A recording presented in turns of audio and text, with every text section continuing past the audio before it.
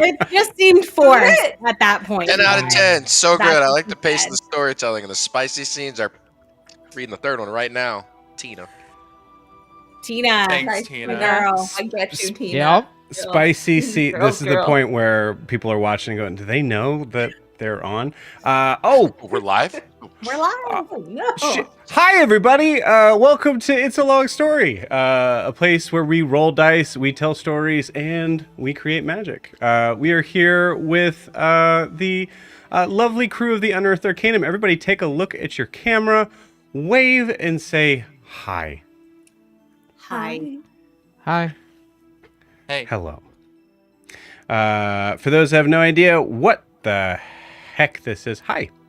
We are a D&D live stream that runs every Monday, Tuesday, Wednesday, Thursday, and especially Friday. Especially Friday. For the days that we're running. Having 5 parties living, breathing, existing for those that do. As one does. Yeah, as one does. In the same homebrew world, the wonderful, beautiful world of Astera. So if this is your first, second, or third time watching, welcome. Say hi. We like it. We like that.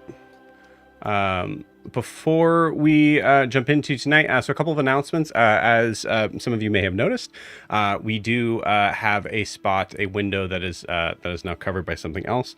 Evan had to take some personal time for himself and has to step away from the campaign, both from Unearthed Arcanum and the Reckless. So we wish him nothing but the best in all things, and we love you dearly. So that means that that means that there is a spot open on the Unearthed Arcanum roster. A space available at the It's a Long Story table, where we're all eating imaginary Lost Boys food, but not that Lost Boys food, Kiki, because jeez, it just worked. I had to put it in. It was well timed. Yes. Yeah, exactly. So if you're interested in checking that out, best way, one of the only ways, I guess, best way to do so is to by going to startplaying.games/GM/It's a Long Story, where you will see a little bit of information on UA's stuff. We're still kind of doing some interviews for people, for both the Reckless and Unearthed Arcanum, so both of those spots technically are still open. We haven't really closed anything off just yet. So if you were interested in checking that out, please go there. It's also, if you're watching from YouTube, is in the video description below. And we'll talk. I will say, for those that are watching this, doing this, I would say just message me first before, trying to, because you have like an open spot to take that. But then I don't want you to end up being charged for sessions you're not here. So it's just much easier to just contact me from there. Please and thank you. Also, with the changeover in player transitions, as well as some other kind of stuff that's been kind of running through the mill, but honestly, mostly that I've just been working my butt off this week on trying to get interviews and all that stuff situated. So because of that, we're going to have to be moving our one shots further back. Most likely it'll be sometime in April. So keep a lookout for that. Again, that will be the link to check that stuff out. But right now, the only thing that'll be up there is UA's campaign. Take a look. Give me a holler if you're yeah. All the Massachusetts people just heard me say that. Give me a holler. Give me a holler. Yeah, kid. Yeah. Please check that out. You can also check out our Instagram and TikTok if you're wanting to support the channel. Obviously, if you're watching this on YouTube, you know how to be able to support that channel. It's hitting the subscribe button, but also just jumping in and saying hi because this is live. These are my hands. They're live. There are many different ways to support the channel, but those are the way. And those are them. You can also check out our Instagram and TikTok down below at It's a Long Story _TTRPG, where you'll be able to see some of our favorite moments over the past few years. So please feel free to reach out and say hi on there as well. Yeah. I try to make it sound different like every time just because I feel like, for me, I do this 5 days a week. So after a while, I just don't want it to sound like I'm a machine. But sometimes I put my I put words in different spaces, and that's where we are. But thankfully, the announcements are over. We're done. So before we jump into tonight's session, we need to get a recap of where we left off with Unearthed Arcanum. So Dan, please take it away. Yeah. So last time we left off, we opened the scene with Kara doing a scry on her daughter Maeve.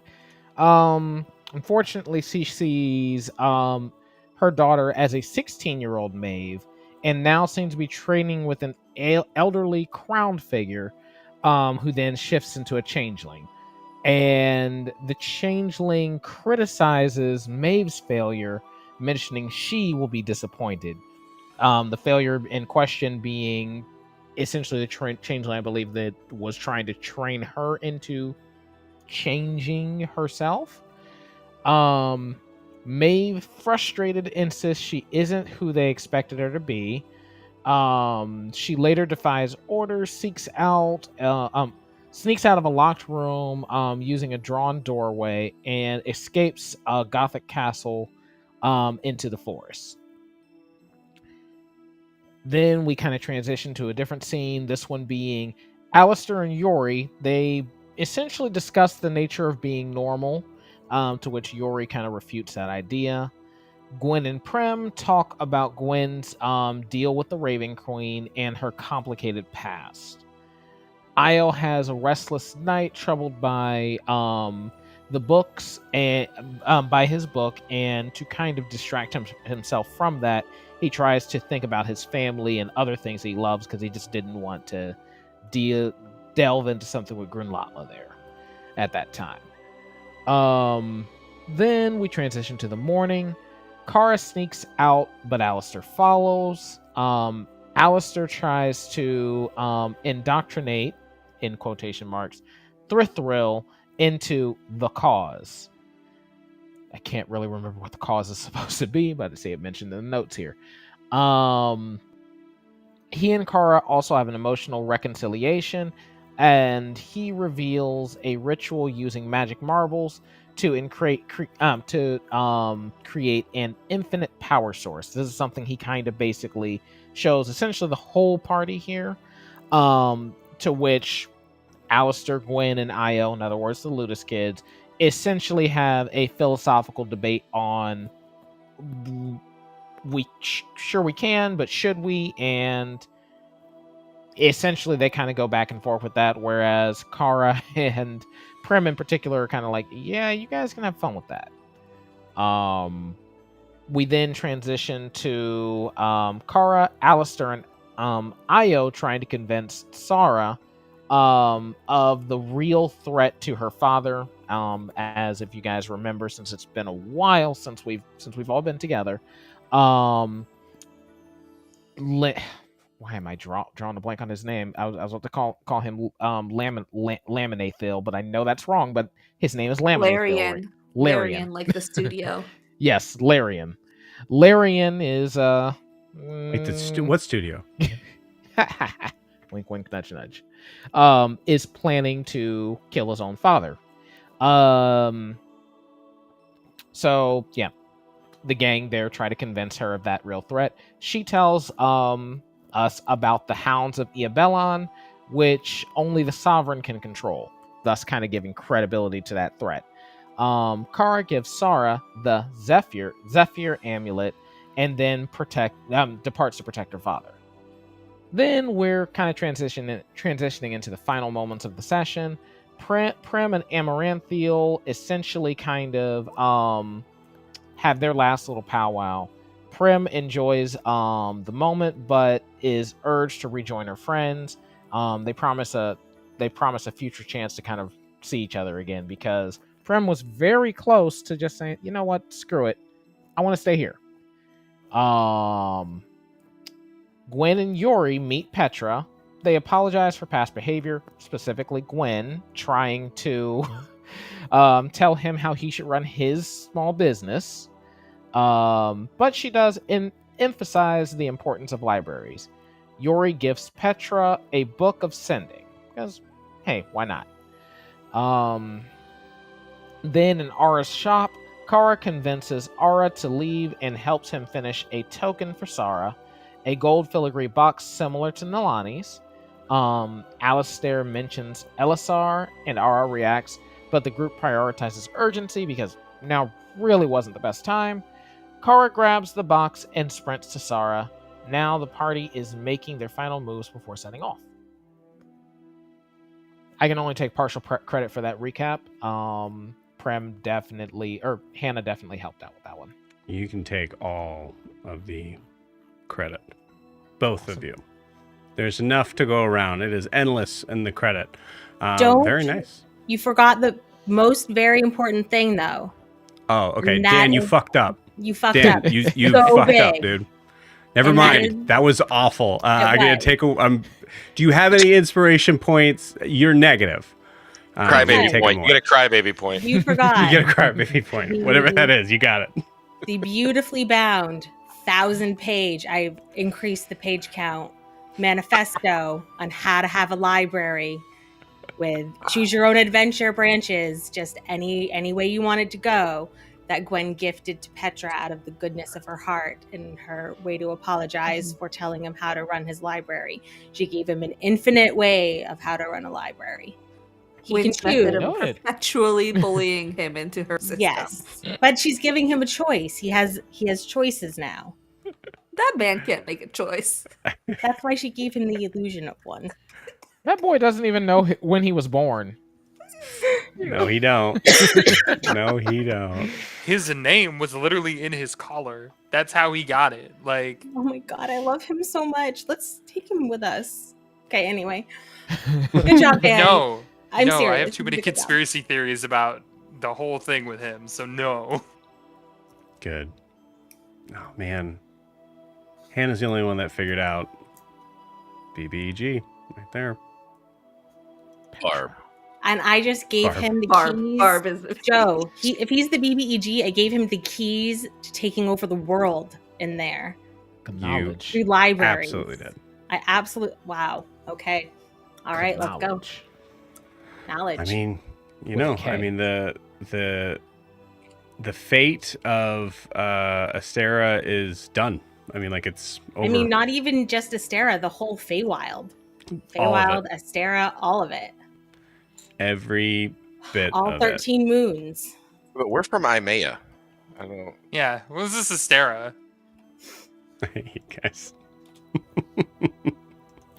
You love us so much, don't even lie. That's true, I guess. Oh, I guess. I guess. Wow, holy cow. Sweet. Okay, cool. I have a question for you guys. This is important for stuff. Do you guys want to play D&D? Yes. Question mark? Yes. Okay. Yes. Okay. Hold on, I'm rolling for it. All right. I got 19. So yeah, I think we're good. It's time then. It's D&D time. I'm not stalling. Here we go.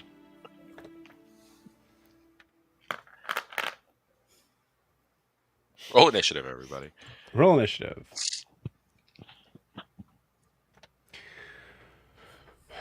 Okay.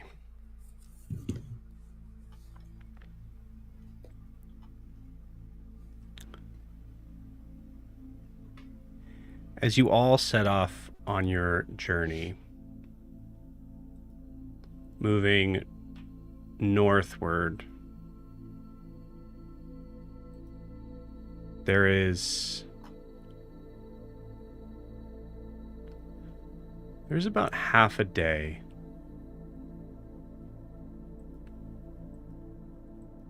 where we are traveling together, Jorri occasionally opening the book and listening and following the sound. There is a point about mid-afternoon, as you guys are taking your break, that you see Jorri wander off.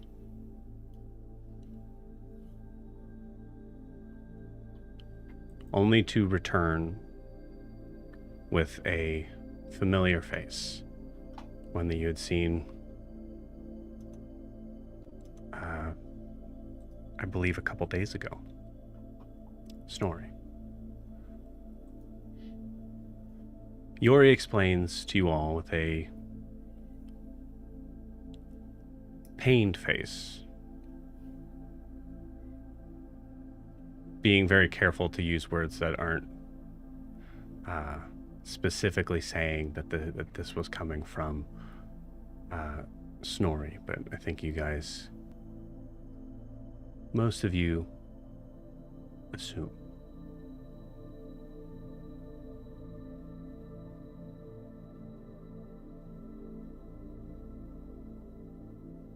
Koter is alive and is found, but in an area that Snorri cannot reach.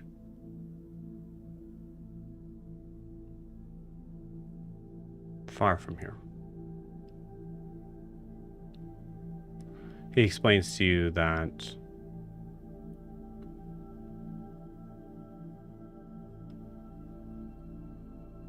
at first sounds like reasons based on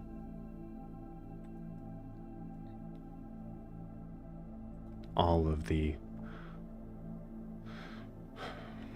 plot points, and the major one being Kara's daughter being paramount for you all, and recognizing that you can't come. For some of you, with a little bit of prodding, you determine that it's not just that you can't come. It's that Jorri takes this as his own personal journey.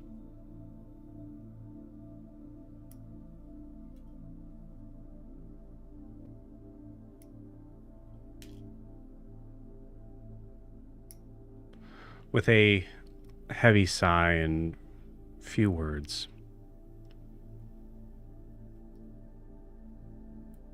Jorri places the book into Prim's hands.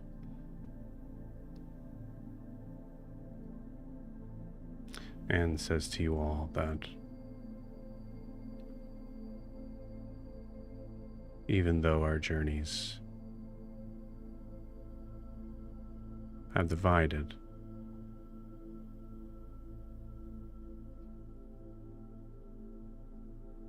he knows that he will see us all again one day.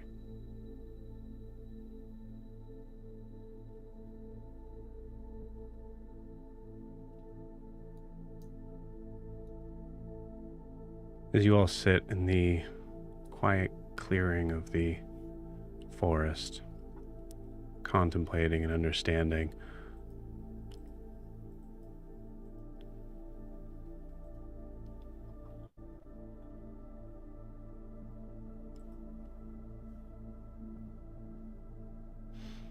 there's a moment that Jorri turns towards Snorri, as if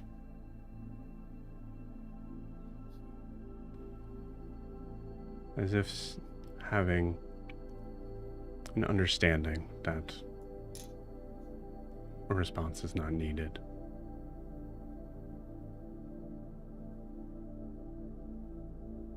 Gwyn. As Jorri turns away, what do you do? She would just very solemnly walk alongside him for a moment, quietly.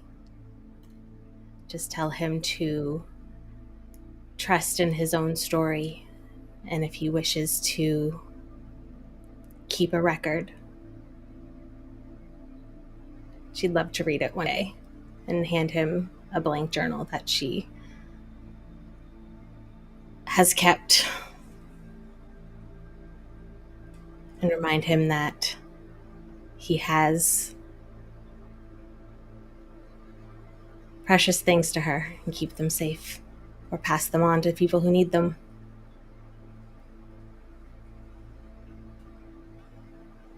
And she'd go back to the group. He smiles at you and takes it. At a loss for words. Gwyn, as you turn around to walk back, you see, peering through the trees not too far off, is Kara. Kara, what would you like to do? She's gonna go up to Jorri and tell him that she's happy he found his family and that this is the right path for him. That she wouldn't want this to go any other way. He deserves to be with his family and they deserve him. And that Fenrir is safe with Hadrian, and whenever he's ready, he can come back and get him. And he'll always have a place with her if he ever chooses to come back. And she's going to give him the Thieves Guild coin. Okay. You see a startled look of recognition as Jorri realizes in the seriousness of this moment and the wanting, the needing, the anticipation of journeying alone, he completely forgot about Fenrir. But he asks you to keep him safe. He hopes to be able to come back.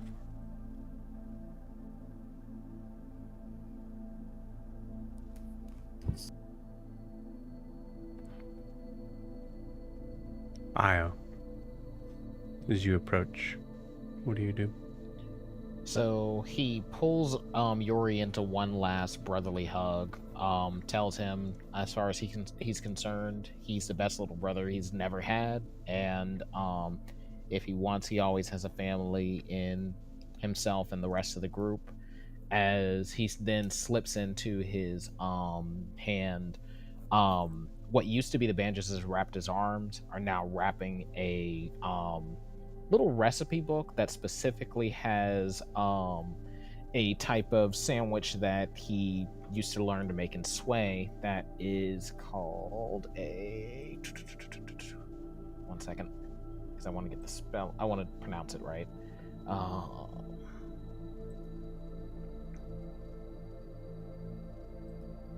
Called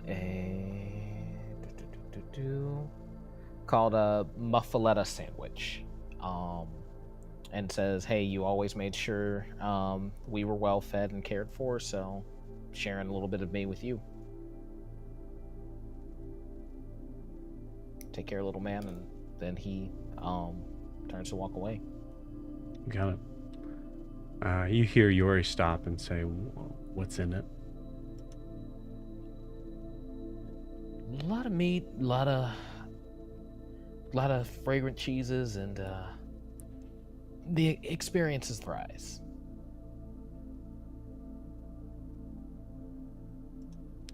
You hear him look up at you and say, "Perfect." Gives you a final hug.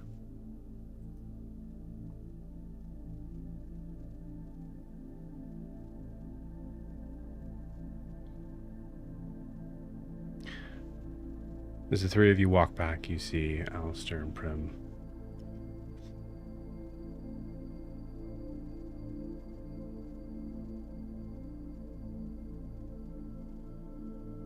taking a moment to themselves. Ara keeping a respectful distance.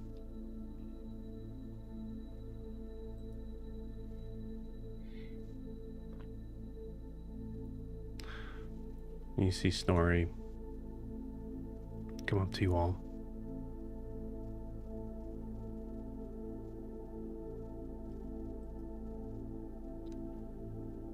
I know this is hard.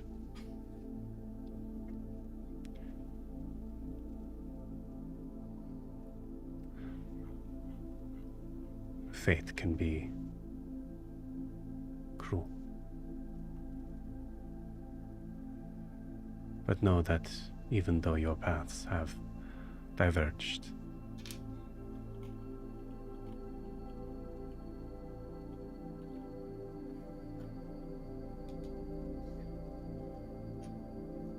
your connections, and looks at Alistair at that, the pieces that keep you together,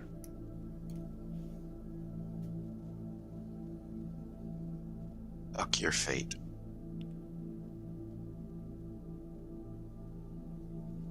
you see him stop, bow his head, give a soft smile once more. Fades out.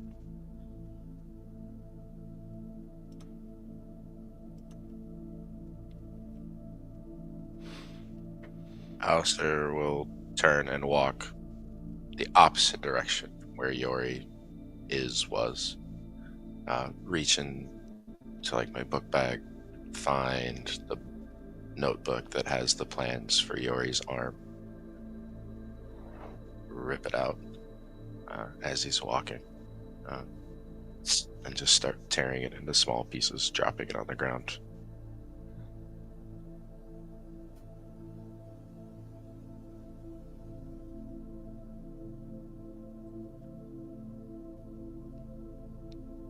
Gwen, as you see that, there's a momentary thought of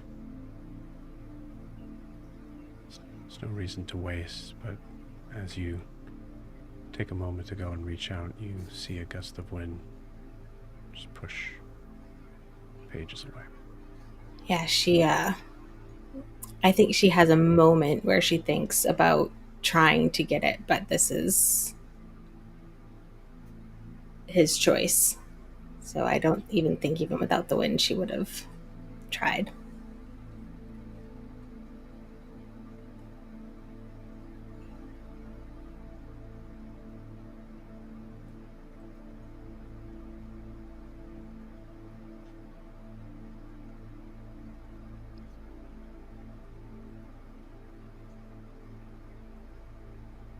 Time passes.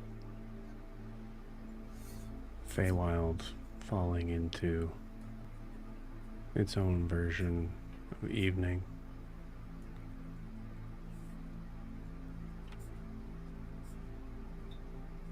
Ara is the first to mention it might be best to light a fire and call it a night. I'll gather some wood.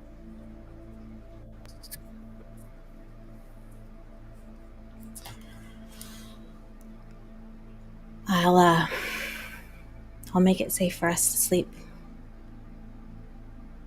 And Gwen's gonna start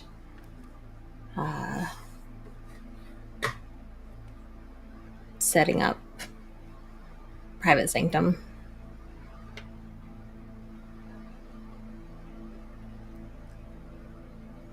This seems safe.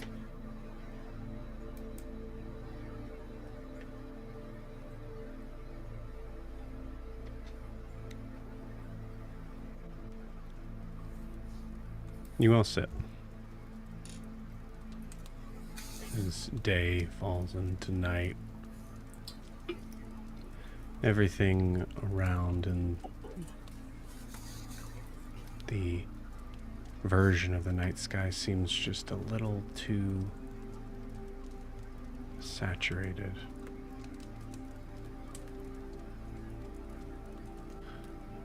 Alistair, I think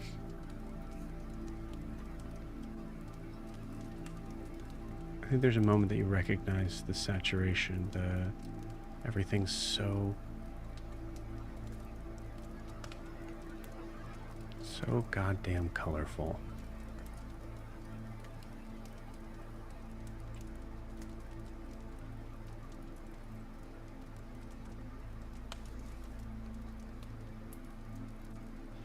You see Jazara just stoking the fire. And the scene is yours.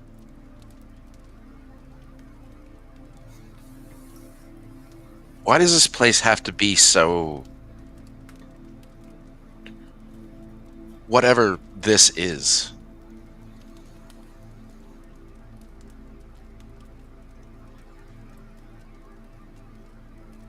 You guys are just... what are you guys doing? You're just setting up like everything's fine? You're just gonna... this is it, huh? Obviously everything's not fine. It was his choice at the end of the day. Ain't shit Was we it can his do choice? about I mean, was it his choice? that. Have you ever seen him go along with doing something he don't want to do? You ever met someone like Snorri?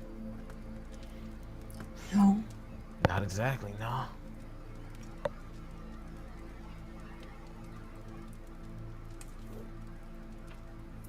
He just stares right at Gara. What's your friend say? I look at Mask. So is he here? He's just gonna let this happen, huh? You see Mass just look at you. He doesn't say anything, he just kind of gives a knowing look of there's nothing he can do.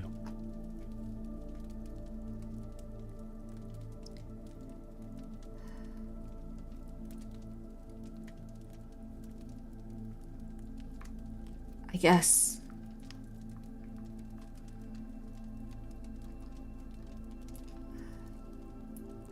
I don't know, maybe Jorri's safer without us. I don't buy that for 1 second. We're certainly not safer without him. Io, you got your book? I'll be Let's- fine. Let's we're all walking around with thousands of years of knowledge and power between all of us, and we just... what are we doing? Taking it one day at a time. That's all we really can do.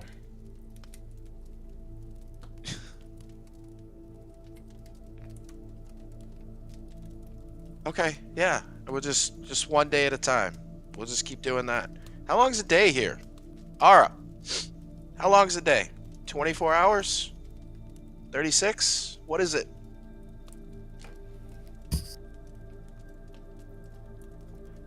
It's when the sun goes down. What's the sun? Okay.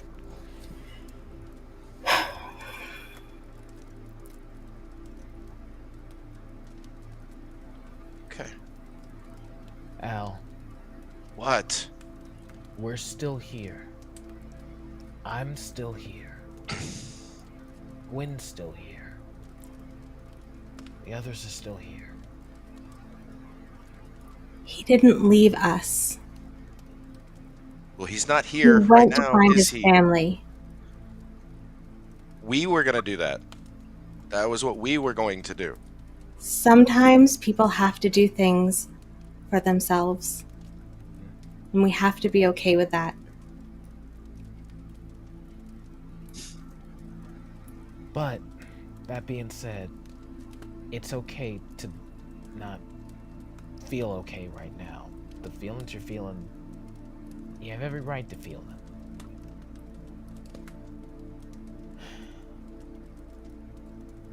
Let's trust in little man, and that he's doing what he believes is best for him. And let's have faith in Alistair, him. we're gonna be okay. And she's gonna reach over and take his hand. You have us, and we're gonna be okay. All of that knowledge that you think is going to help, we don't need it because we are going to be okay. Look at what we've done.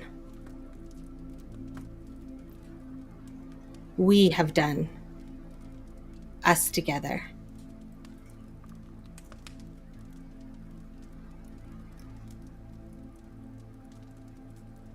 We are resilient, this group.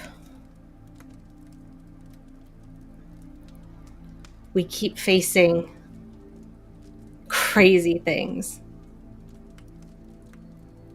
But we figure it out.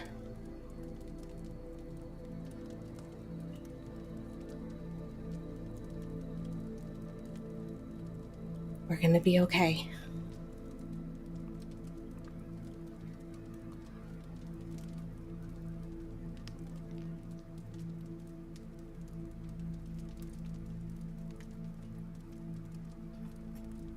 Okay. Sure, we'll be okay. It's fine.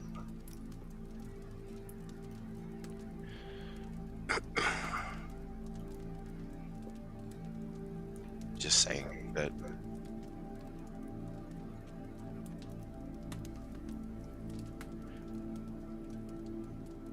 if it was his decision and he trusted us, he could have said something to us. Sure, maybe he had his reasons.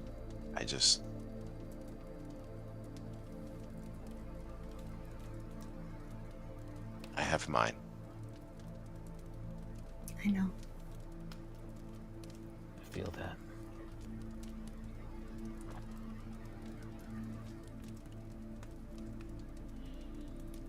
I need to go for a walk. I will stay within sight. Don't want no company? Okay.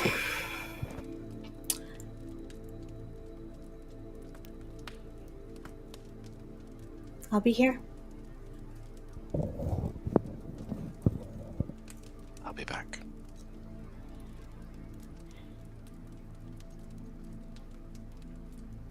During that entire time, Prim has uncorked a bottle and drank about half of it from whatever she stole from Hadrian way back.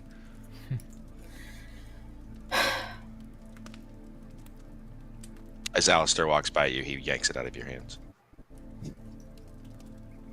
Okay.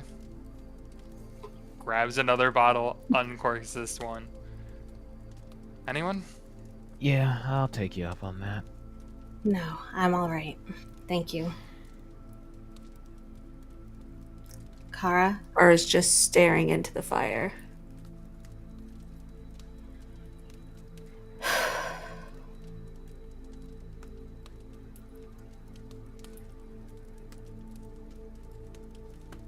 Okay.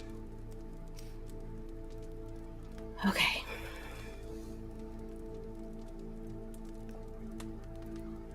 Gwen is watching Alistair while pretending she's not watching Alistair. Yeah, Doing a very bad job of pretending. I think he just makes a circle perimeter. He never drinks from the bottle, and comes back, stands in front of Kara with the bottle out, between her and the fire. Would you like a drink? No. Okay. Hey, Kara. I like you. I think you're a good person. But your God, when's he gonna start helping us? Maybe he's not the problem. Maybe it's me. No.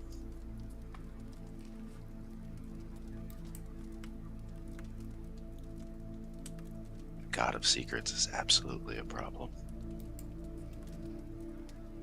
I've had a mother who can't save her own daughter.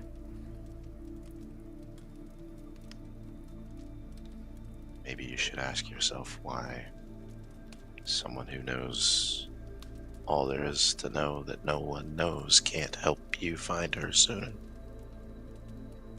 I found her.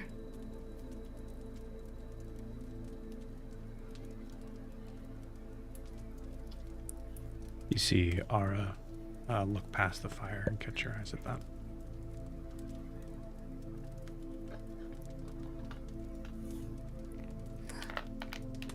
Are you ready to talk about it now, Kara? What's been bothering you?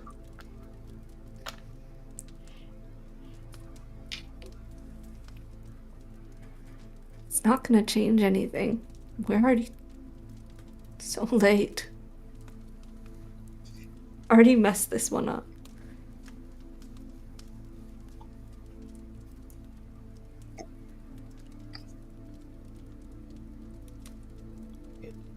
It still might help to get your thoughts out, at least.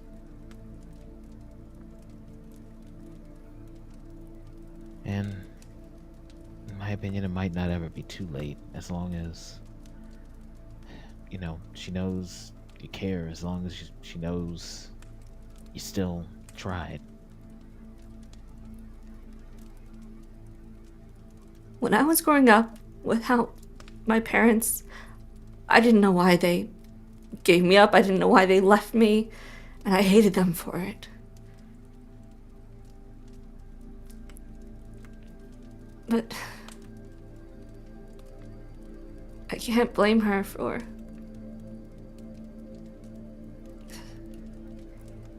she's 16 now, maybe 17. I've lost over 13 years.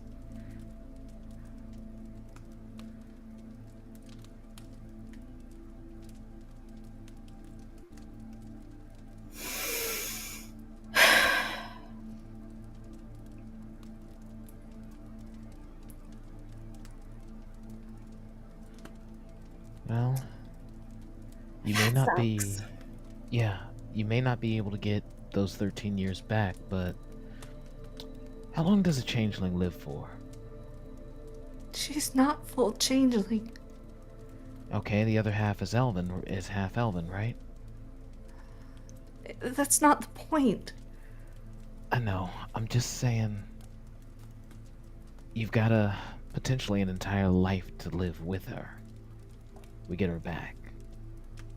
An entire life for her to figure out who she is. And you can help her figure that stuff out. Ragos has had over a decade to turn her against us. To turn her against me.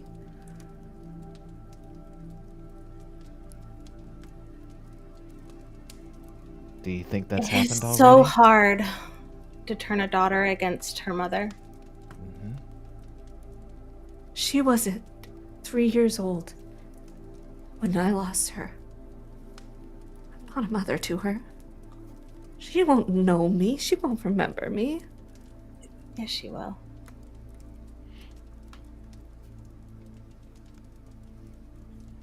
She'll remember. Do you think she seemed happy where she was at? This last time?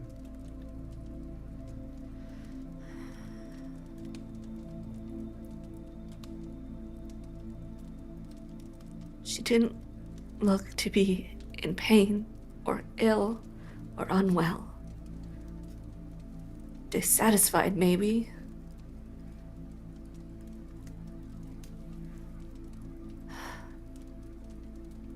Well, sounds to me like you still got an opportunity, at least. What was she doing when you saw her? The more we know, the more maybe we can prepare. She was in training of sorts. There was another changeling that kept shifting. I think they were trying to get Maeve to shift, but she couldn't do it. She said, whoever she was, I'm not her. And Do you think they meant you or Morgaus or... I don't know, but Okay. Well, that seems significant that maybe they want something from her. it would make sense. They came to take me. They wanted a changeling, and they got a half changeling who maybe she's more elven. I don't know. Changelings don't have kids with other people. That's not how it typically works. Do you know that? No, what? I think Vertelli told her? I'm trying to remember. Somebody told me.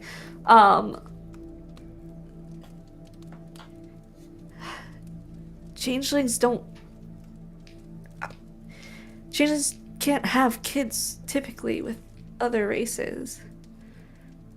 But it happens rarely, and I guess Maeve is one. And there's no way to know if they got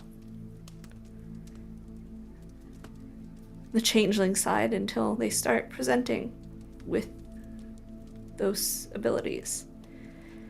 And it seems she doesn't. At least not yet. She has some sort of magic, though. She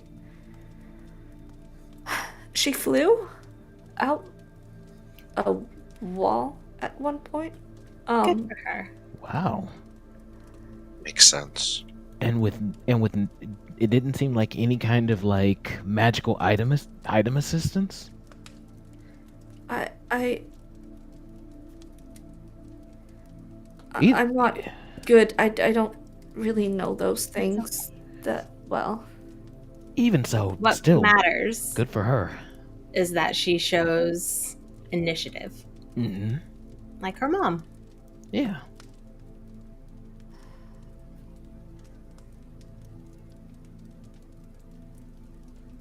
I miss her whole life.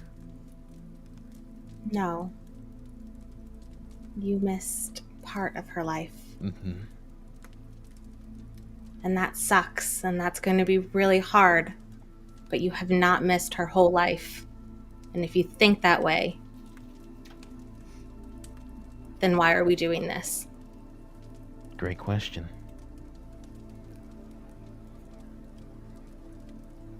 You don't stop being a mom just because your kid is a teenager or gets old. You are a mom forever.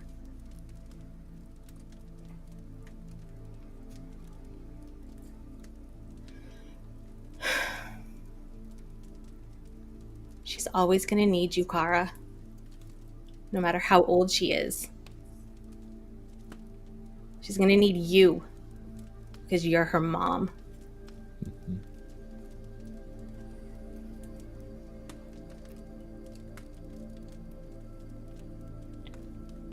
To this day, I still don't know what I'd do without my mama.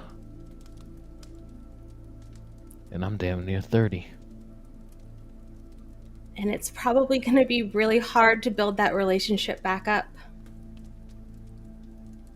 But I don't think you're somebody who's afraid of hard things. You've never struck that way to me anyway. No. So I'm going to need you to look at me. Pick yourself up. And remember, you are Kara. You ruled... What was it again? There's one. Burning Rose. You built that up from the ground when you were a teenager. So get over it and find that girl, and let's go get your daughter. Okay. Okay? No more Okay. fucking pity party. We're gonna get your daughter, and that's it. I don't want to hear it anymore. From anybody.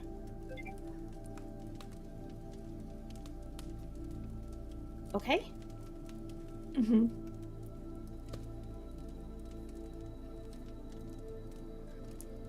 Okay.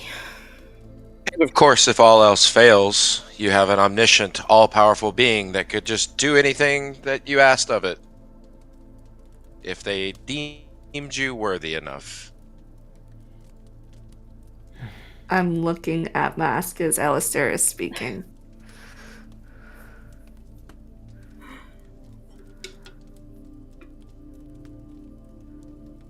Roll me an insight check.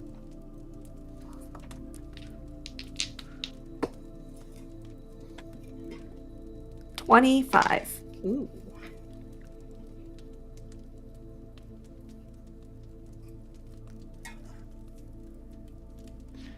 You see, he really hasn't taken his eyes off of you.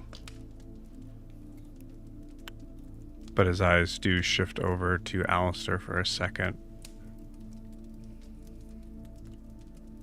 With a 25,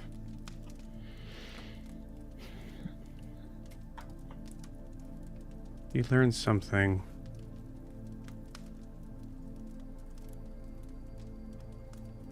Pick up on something that you were never entirely sure about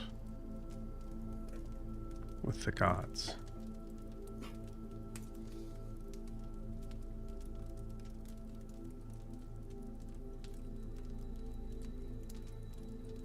As you see a crack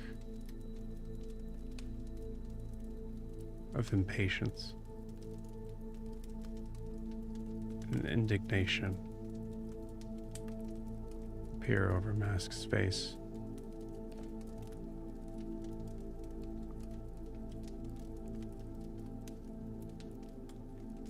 But he doesn't say anything. Gwen's gonna look at Alistair, and then at Kara, and then at Io and Prim, and just say, you know what?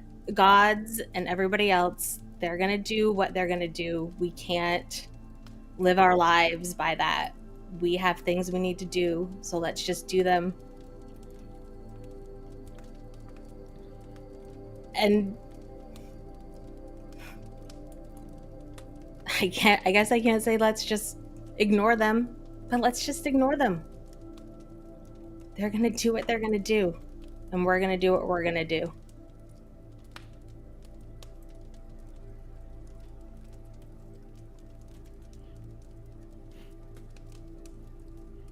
All we can keep doing is moving forward, I guess, right? That's right. One step at a time. Yeah, let's move fucking forward. Fucking forward.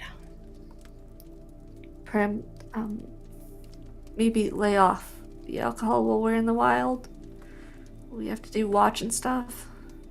Io's been drinking pretty heavily too during this time. Both too. of you, please. I've got a can- sailor's constitution. I'm good. I can take over one of their watches. I don't need a lot of sleep. Thank you, Ara.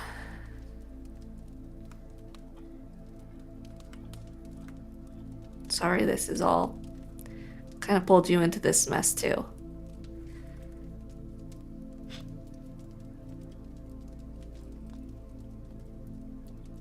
You know what?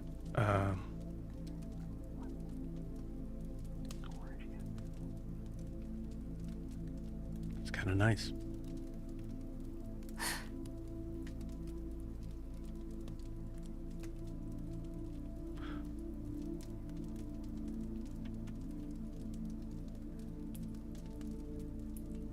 Having a society that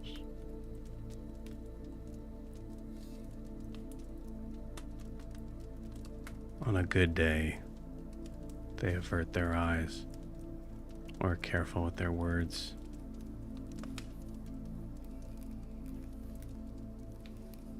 On a bad day,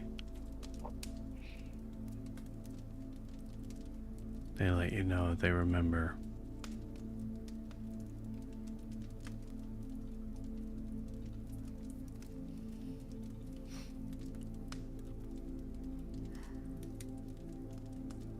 But not.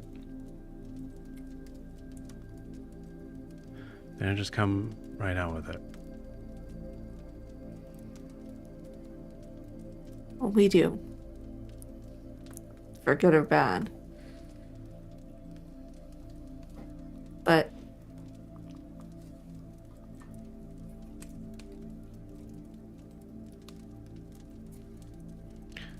yeah, well, for me, it's refreshing.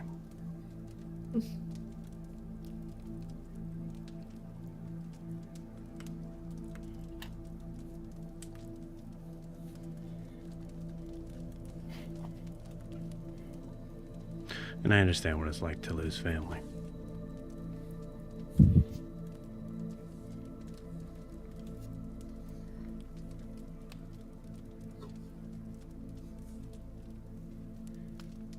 It's never easy.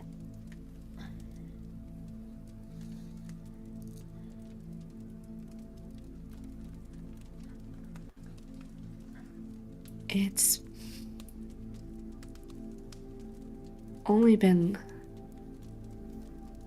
almost 5 months since my husband died, so I know.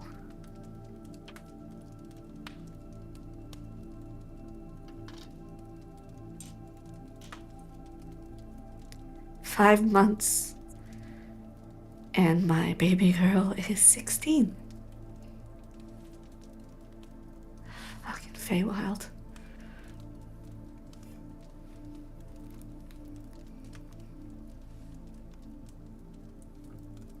Adelia might be dead. I did scry on her a few days ago. I can do that again if you want me to check. Nah. Let that bitch rot. Okay. I'm gonna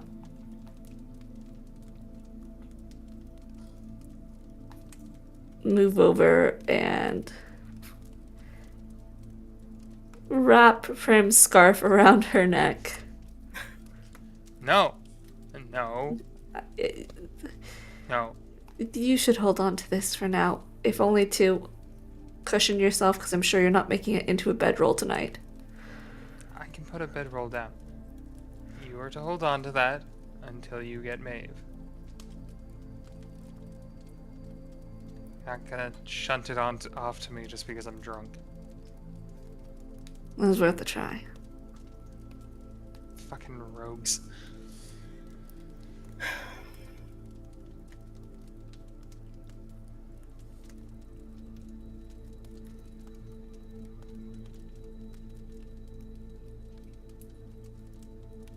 I'll take first watch with Ara. Did you say Kara or Ara? Yeah, one of you. I will take first watch. I'll One take of you. first watch with you. Sure.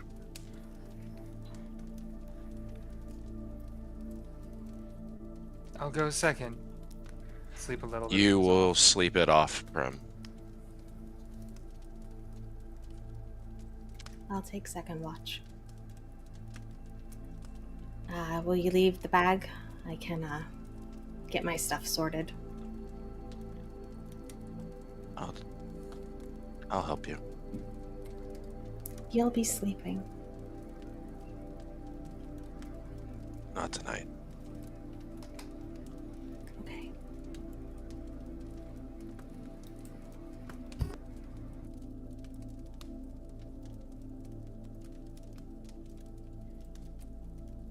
Take second and third. Like I said, I don't need much. That's probably really good because I'm very bad at watches. You're very bad at sleeping too, Quinn. Well, yes, that went without saying. Mm-hmm.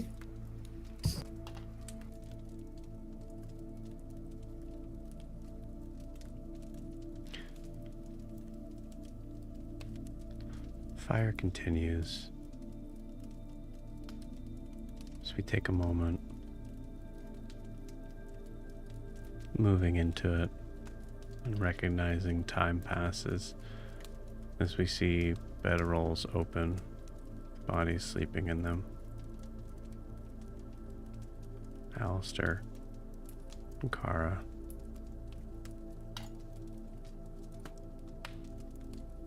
You're awake. You see Ara sitting very close to the fire, cross-legged.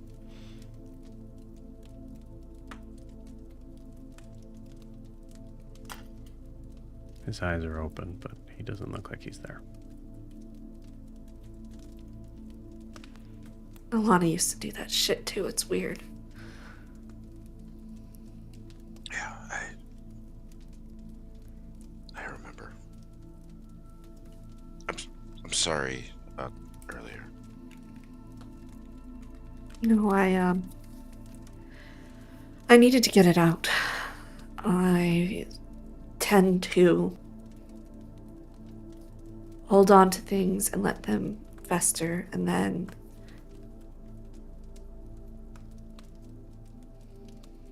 I don't know.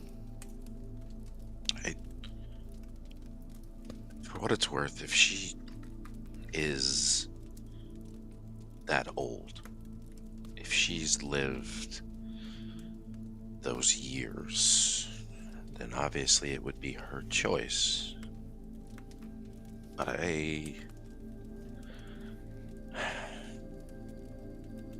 Dr. Karan used to say you could do just about anything. I'm pretty sure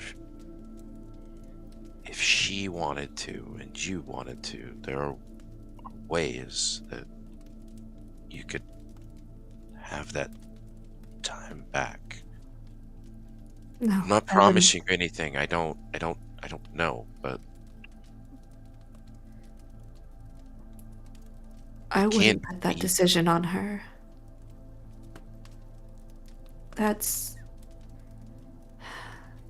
We have to accept the reality of the situation we're in and move we don't forward have to and accept with it. shit, Kara. I'm sorry, but we don't.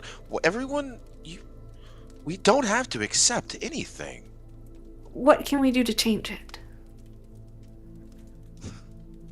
What power Hey. do we have to change it? Not today. But it's there. It exists.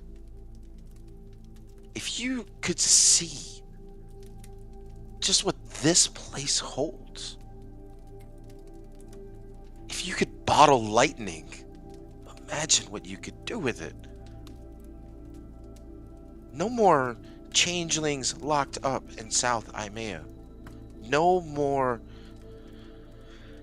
giant leviathans taking our friends' free will away from us. No more deals with gods and goddesses and primordial beings.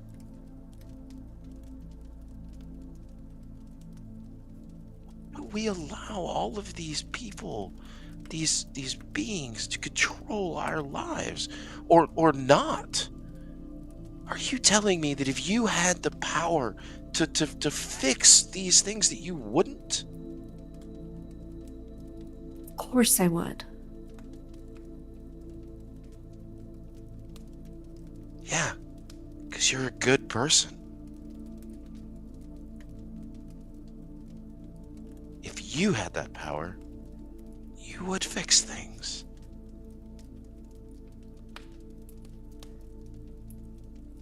Let's take a really cold, heartless, apathetic person to just stand aside. I mean, at least whatever's after Io is doing something.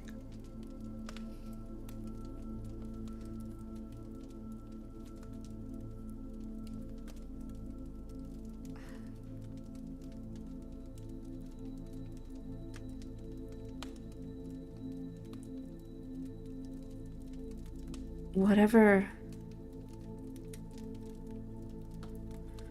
the Queen of Air and Darkness is, she is powerful, and this is her domain. She's next to godlyhood. At least she's doing something. Even if we don't like it. At least she's using her abilities to make change in the world around her. I'm glancing over to Maskell. He's saying all this. Face is softened a little bit. I think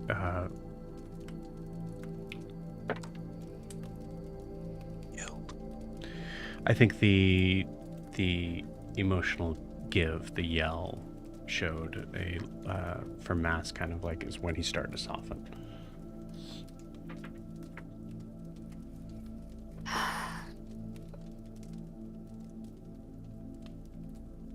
When I heard the story of how she got her power in the library, my first thought was, if it was so simple, just holding that diamond and obtaining the powers of a being that's basically a god, how hard would it be to get that away from her? Or to trick her out of it? They're Fae. They love their games. So my first thought was, how could I take her power? The people who want power like that, they're not the ones meant to hold it. That's why I know I'm not who you or whatever you think I am. And I would take her power in a heartbeat if I could.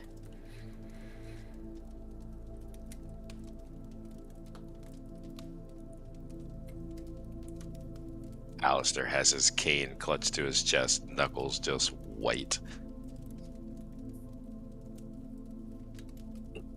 That ring's still on, right? Sure is.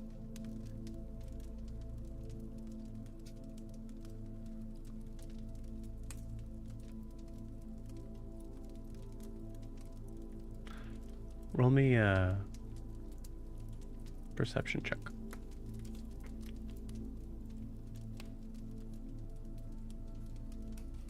$23.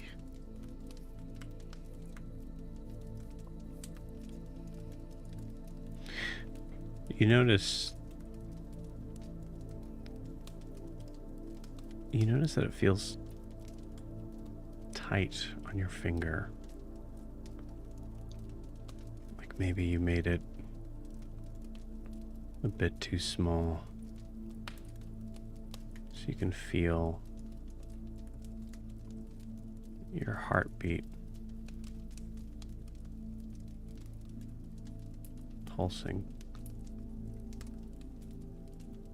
from the base of your finger.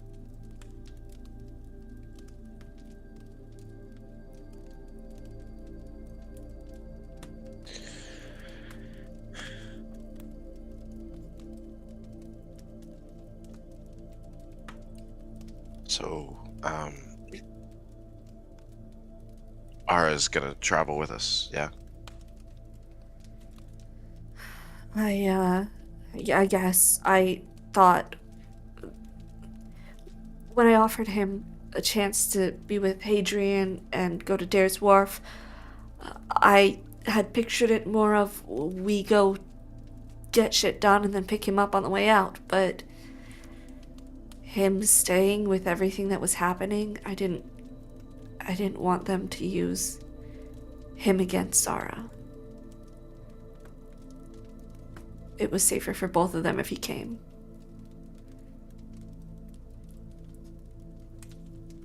Yeah.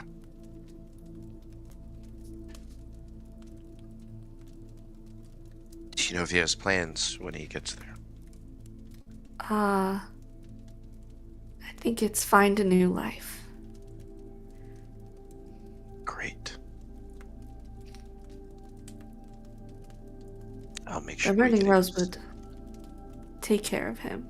He'd fit in well there.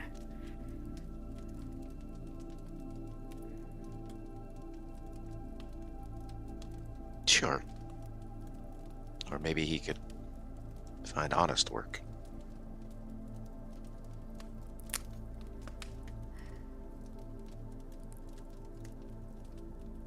You see, it's things like that that throw me. One minute you tell me I'm a good person, and then the next you talk about honest work, and you clearly have a problem with what I am and my past. It's nothing against you, Kara, but if you had a chance to start a new life, would you start it on the wrong side of the law? You did what you had to do. I don't hold that against you. Not at all. In fact, your skills have become more and more useful and apparent over time. I'm not too proud to admit that I more than likely possibly misjudged you. There are things that you can do that I certainly couldn't, but I ask again, if you had the choice, would you put Maeve into that world? I seem to remember you specifically left.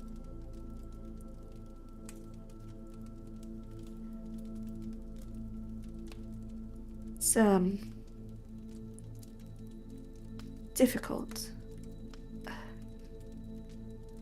Because the laws and the system that are in place that you seem to uphold are also the same laws that are disappearing changelings, that are allowed Ellenvox's people to be destroyed.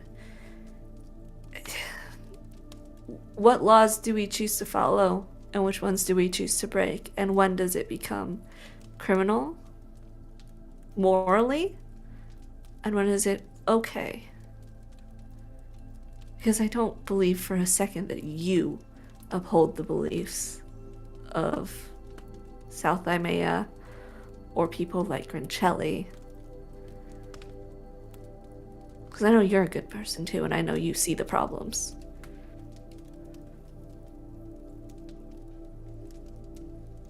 So to answer your question, no. I would probably still be on the wrong side of the law.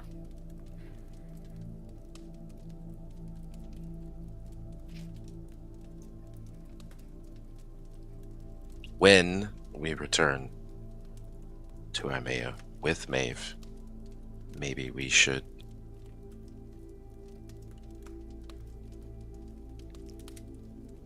consider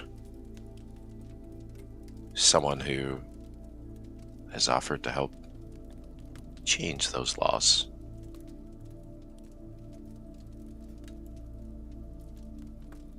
It's just a thought. Who did you have in mind?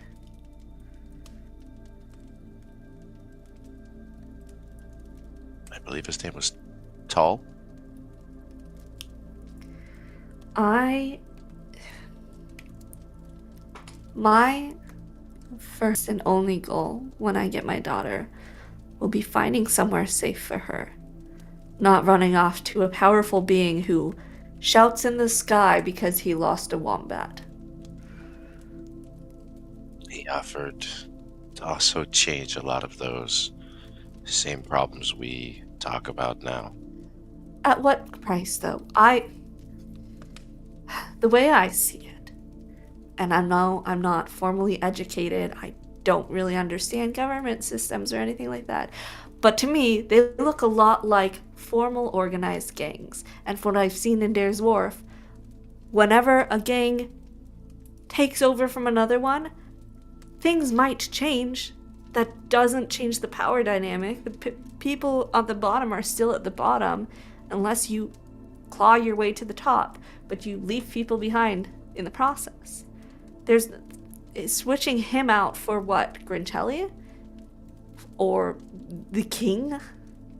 That it's not going to make a difference. They're the same power-hungry people who are already, well, quite powerful.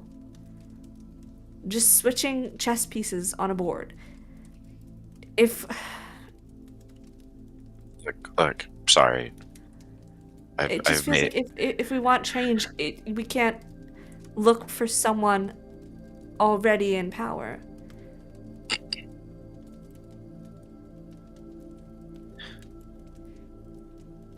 You're right. Eh, You're absolutely right. You really are. Gangs, politicians, rules, laws, pantheons, prayers. Can't trust any of it.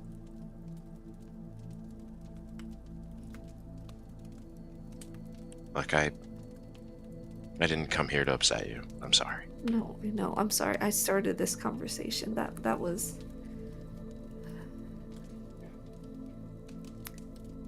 No, I think you and I, for the first time, truly see eye to eye on things. At least for now. I just...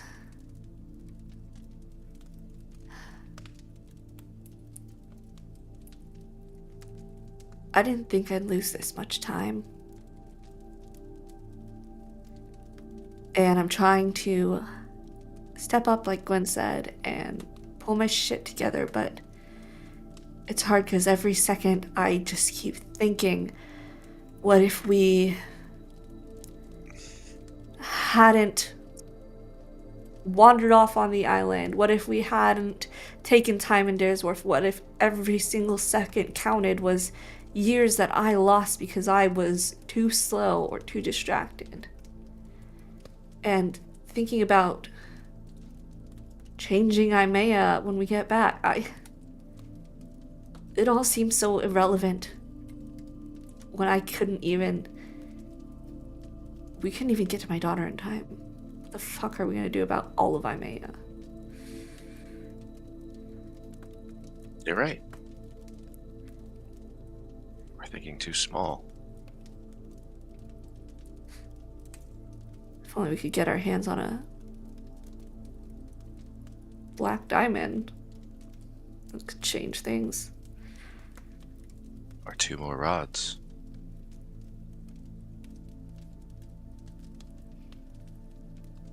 There was one.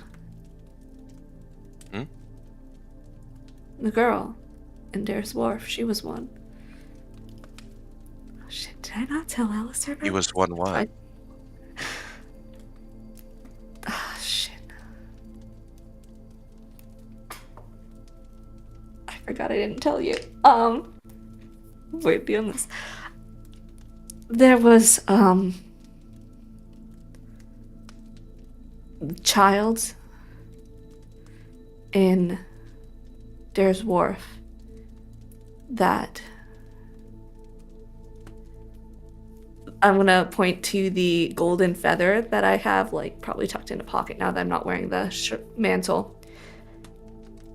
The man who gave me this, he was caring for her. That the little girl, I explained why why Grintelli was sending somebody, because there was a little girl kidnapped from the south and they were using that as an excuse. I had got no audio from you there, I'm sorry. One what? I'm sorry, I didn't hear it. I heard one what? He was one what? Oh, he was keeping her from the Mortimers because of what she is. Car, I'm gonna need you to say this. I don't follow. Mask let me see what he could see, and she was a being of pure fire. If Undulith is water, I think that was the fire rod. I know where she is. I know she's safe, but Where? she's... I'm trying to remember, sorry, above table, if Grian told me the name. I think he just said she's safe. I will say, at this point, Mask jumps in and goes, Kara.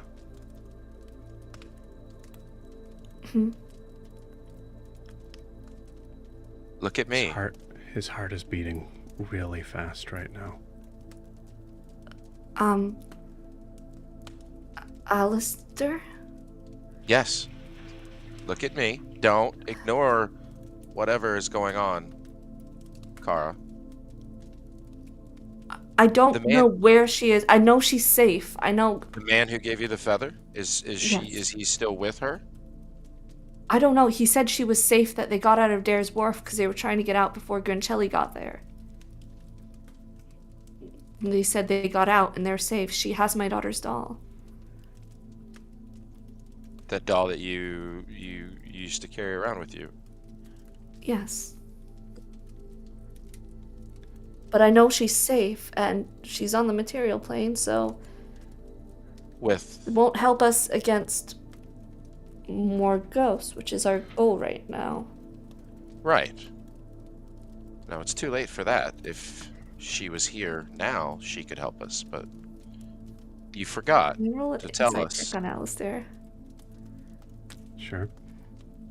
With advantage, 24. Mask is giving you advantage, I'd say. 27.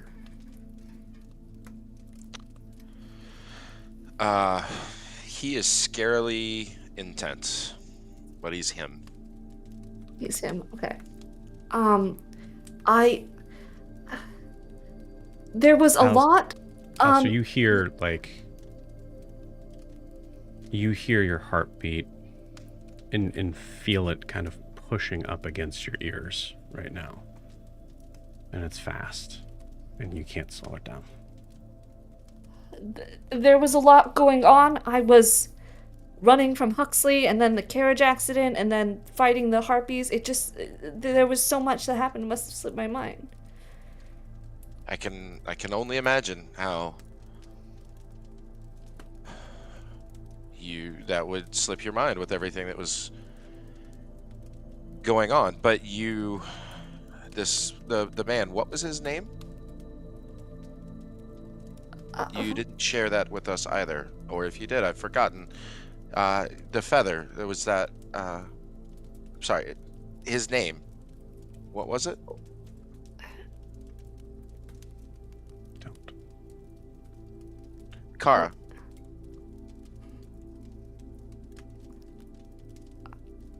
Why does it matter? We can't get to him. You don't see Mask anymore, but you feel hands on your shoulders casting bless on you.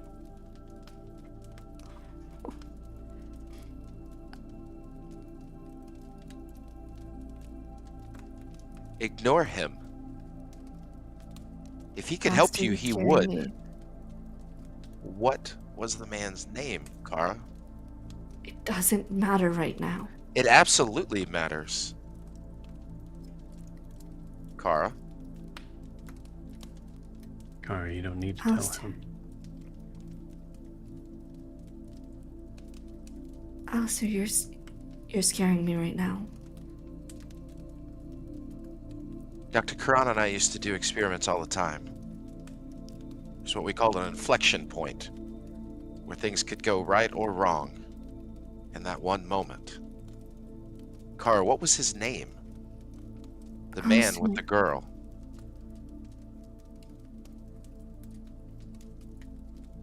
I've made a promise to you. We'll get Maeve, but there's always an after. If you don't want to give me his name, give me the feather. No. Then what was his name? Prim, roll me a d20. So scared right now. I'm eating this up though. I love it.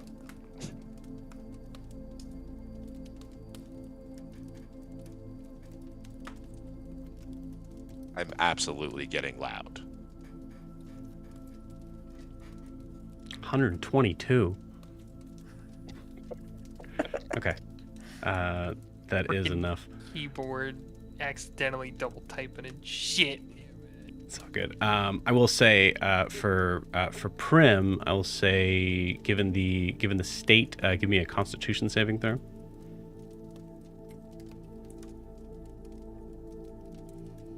Oh God. Natural 1. Beautiful. You are sound asleep, my beautiful baby. But Ara does kind of snap too. Sir, we don't need to do this right now. Up table, is Io sleeping? I assume yes. Io, if you want to roll a perception check, you can. Sure, but I'm gonna do it with And did disadvantage. Io get drunk? Oh yeah, I've been drinking, yeah. so yeah. So if Constitution saving throw first. Okay, sure. Great. Roll low, buddy. Okay. That saving throw is an 18. Okay. That's not what I said. I will say this allows you to be able to roll a perception check with disadvantage. Okay, I'll do that. All right. That's a 15. That's a think good 15 enough to if be you didn't hear awake. me. Yeah, All right. your call, but I'd say that's enough. I think, yeah. Sluggishly, Io stumbles awake and hurriedly lumbers in the direction of the shouting. What was his name, Kara?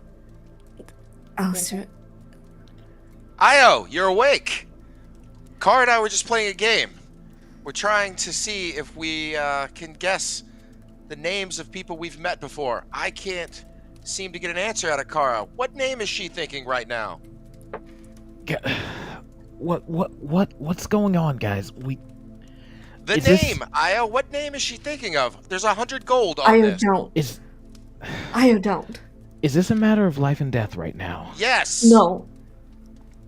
Kara? You see Ara. I think it's probably pretty clear on your face. Ara sees and puts a hand to his weapon as you shake his She's nose. gonna shake her head no. Let's go. I think hold on, I need to roll something for Kara. Ooh, that's not good. Right now, I think she's terrified pushing him will bring out Hothir. She doesn't know that Hey. he's caged. Right. Even though Alistair showed him, he could have done minor illusion. I think Gwen probably has heard this by now as well. I mean, it's not a very big area, and I don't think she was sleeping. You don't think Gwen was sleeping? No. Okay. Yeah, I'll give it to you. Yeah. Kara, why don't you go to? So she would I'll come trade. over. I'll trade spots with you. Alistair. What's happening? Kara and I were just catching up. No. What the hell are you doing, man? She's gonna take his hand again. The one with the ring.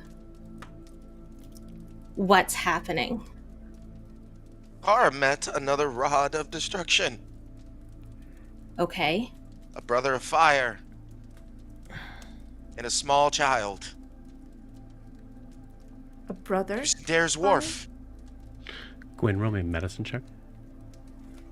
Oh, God. 14.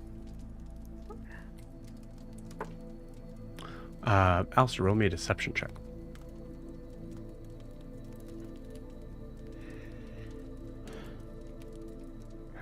That 20, baby, for a 23. Okay. Oh boy. Yeah, as you take his hand, it feels normal. I'd say you feel like there might be like a little bit of an elevated sort of heart rate, but yeah. Dare's Wharf. There was another one of us in Dare's Wharf. She No, met- not one of you. No, You know what I mean. You know what I mean. not In one Dare's of you. Wharf. That's. I understand we have an issue with communication in this group, keeping secrets. Yeah, I'm sorry. Is it? Yeah, But it's we now need the to get best over it. time. It's now the best time to do this right now. We've got far more pressing issues. This is why Little Man is better off without us. Are you? Io does Okay, say I that. don't think Whoa. that now's the time I'm for sorry. that Did you either. Are you telling me that he left because of me? No, that is not what Io's saying, is it, Io? Not saying he left because of any of us. What I am saying is he's safer finding his own path. Yeah. You drank a lot tonight. What was the name? What name is Kara thinking, Io? If you want to No, be helpful now, Io, that's what don't. you can do. I think we all doesn't need matter. to go to sleep. What does Ara, that are have you to good to do with take- our are you end good goal to of take watch, saving Ara? Maeve? We keep getting hung up on stupid No, shit. That's why we Io, get behind. Io, we are done for the night. Everybody, we are going to bed. I was trying to be Ara's done taking for the watch. night, and then we are talking in the morning. And I'm going to try to pull Alistair away. Can't the have one furthest fucking night corner. without going to blows with each other all the damn time. Io, Shit. it's time for bed. Damn We'll right, talk it's in the time for morning. bed. I mean, I was sleeping just fine, and then some. All right, yeah, you're right. I'm done. I made my And I'm point. going to look at Kara. We'll talk in the morning. And I'm going to look at Ara. You've got watch? Yeah, I gotta watch. Okay. Come on. I'll finish my watch with you, Ara. Kara, I think it's best if we go to sleep. I don't think I'm I going to can try to right now. communicate that it might be best that Alistair not think anybody's making plans against him. With my eyes. Oh, I've got pretty good insight. It's 14.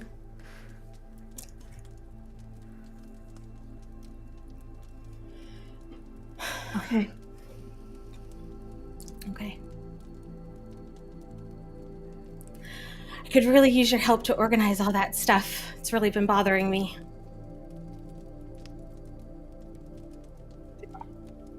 Yeah, let's go organize some things.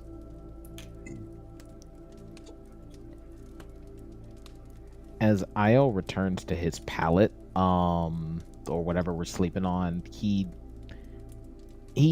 kind of consciously takes out the book to sleep with it on his chest, kind of contrary to ignoring it last time. Not actually opening it, but he's essentially kind of being essentially an open door. Okay. Kara's gonna look at Ara and just say, "Can I stay next to you while you take watch?" Yeah, that might be best. If you need to sleep, you can. Thank you. Yes. Yeah, Gwen is keeping herself like between wherever we are and where Ara and Kara are. As Ara kind of like shifts to move closer to you, it's in this moment that you see like he was close enough to the fire that you saw when he had taken his hand towards the to unhook the blade. You saw the other hand was resting somewhere. As you as you see him kind of come towards you, you notice that the flame seems to move with him only slightly as he walks, following his hand, and then goes out from his hand.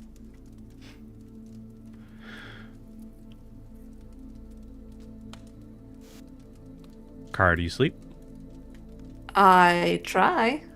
Okay. Yeah, so if you want to roll for it, you certainly can if you want. I do not. That was a natural 1. I think she like tosses and turns on the ground for a while and eventually just huffs and gets up and sits next to Aura for the rest of the night.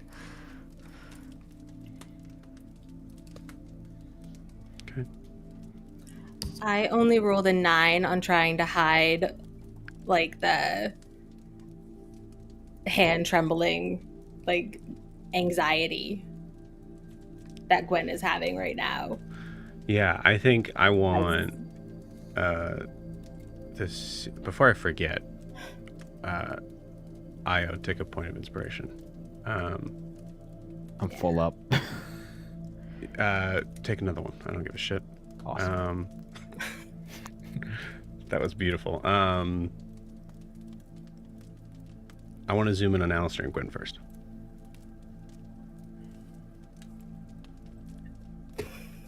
Definitely, once we are like as alone as the two of us, I think Alistair has the onset of a panic attack. Like just the heavy breathing, like he's finally able to. The chest is pounding, the ears are ringing. Yeah, I think she is holding back her own because she hasn't seen Alistair like that in ever, maybe, like, or in a, like, at least in a very long time, but ever that intense, or at least not when it's been like him and not Hothier. So she's just going to be, she will ask him first, is it okay, like, to touch you? Because Alistair, roll me a Constitution saving throw. yeah.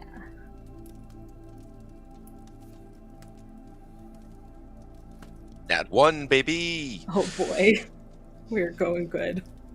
Cool.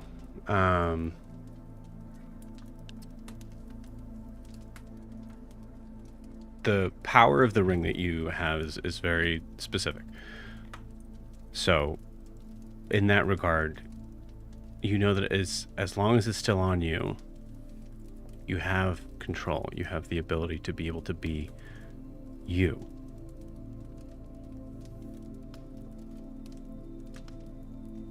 There were many things before you made the ring, before you knew that there was even points where you weren't you. There was panic in the idea of the loss of control. There was fear in the idea of it happening again or something worse. It has not been very long since you turned on your friends. But there was good too. You felt sure of yourself. Calm. You knew what to say. You knew what people wanted to hear.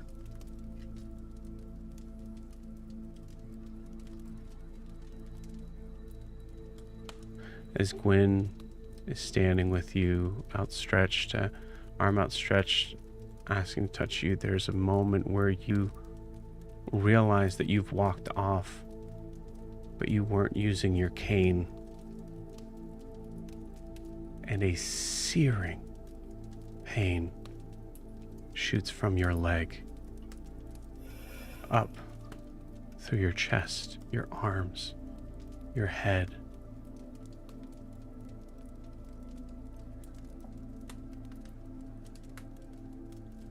You're remembering unequivocally that there was freedom from that pain.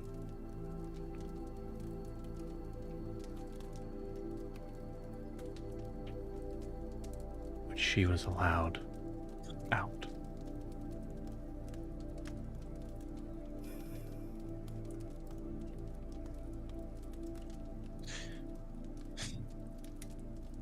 Whole world seems to think that it is okay. It's not okay. I'm not a bad person. No, But if you're you not. if you had to deal with the pain that people like me have to deal with every day, and we just have to smile, and we have to pretend, and we have to grovel, we have to be invisible. I know she's scared. I know that there's a lot going on, but she had in front of her another one of them. Another chance. She forgot. She forgot. And that's fine. I don't hold that against her.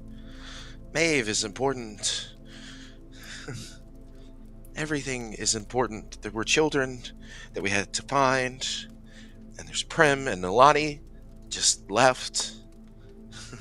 And then Jorri is gone. There's been so much. And I get it. It's fine. She forgot. But she knows who the girl is with. She knows his name. She knows what he looks like. We're gonna find Maeve. And then after that, what? We could find this girl. We could find the man that's with her. We could do so much. Why won't she tell me the name, Gwen? I don't know. Maybe mean you because don't it's a know? little girl. It's not a little girl. Maybe she's scared. Maybe it's a whole lot of reasons.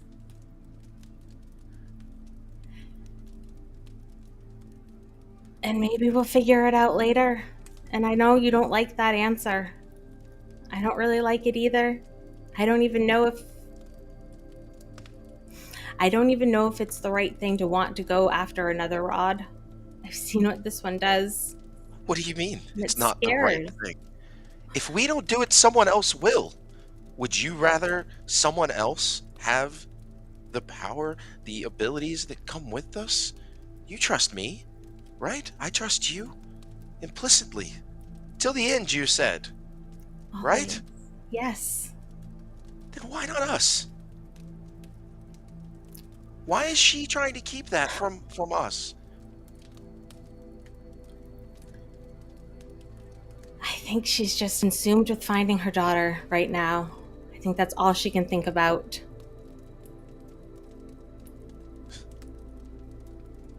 And I think she's scared. Gwen, you have to help her understand that we can't do this without the information and the knowledge that she continually keeps from us. I don't think she does it on purpose, but I don't think she she does can't either. be that ignorant. I don't think it's ignorance. I think she tries to protect us. She's not protecting us. She's slowly killing us. How many times has she told us Amur was right here with us? How many times? We all know what you're capable of. Isle grows every day in his abilities. We could have put an end to Amur already. We could have had 2 rods. With 2 rods, no one gets to do whatever it is they want or plan to do with these things. It takes 3. We could have had 2. There are still 3 out there in the world. She knows where one is, or at least who it's with. Why won't she tell us? I don't We know. need to know.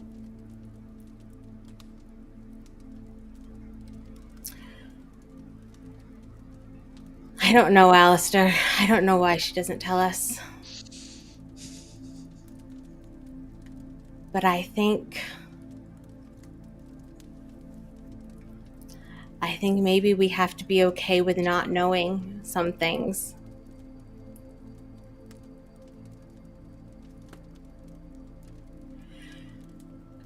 Because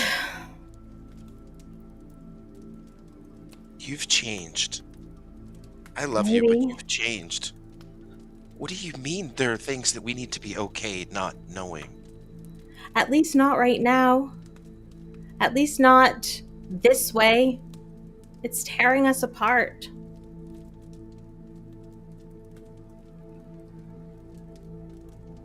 Okay. Sure. We'll just keep waiting.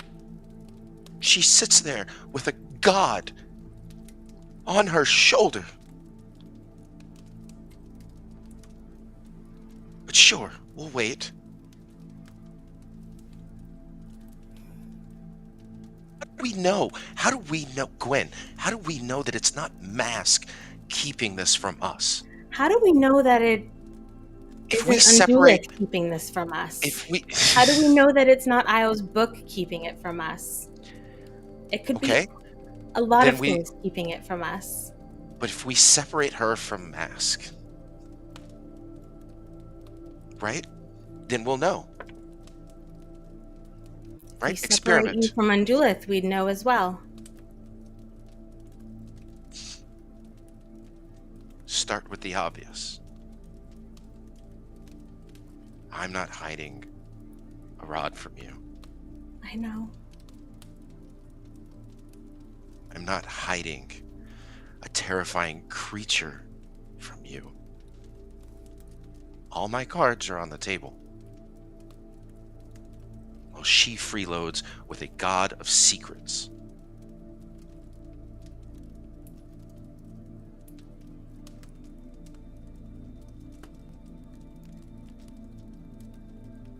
Always bow and bend, because that's what I do. And I'll do it for you. For now. I don't want you to do it for me or for anyone. You don't need to do that. You are enough. You always have been.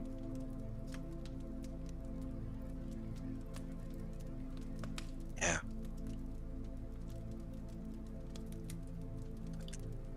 We, you, and me, and he takes your hands and holds them both. We can be more than just enough.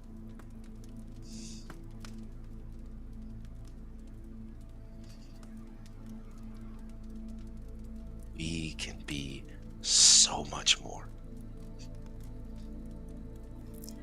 Maybe. No? But I'm figuring it out that it's way more fun to be enough on my own.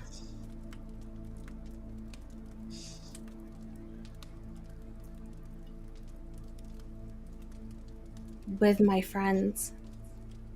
With you.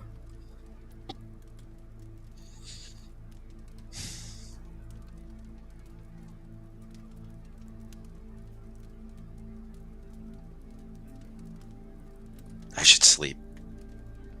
Yeah. Yeah. You should too. Okay.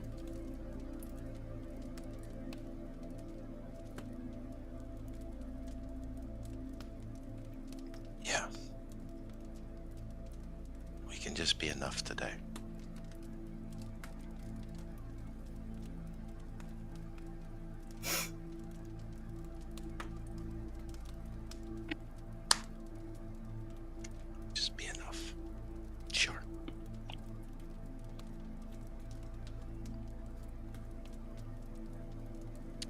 back to the fire. And actually, Alistair, roll me an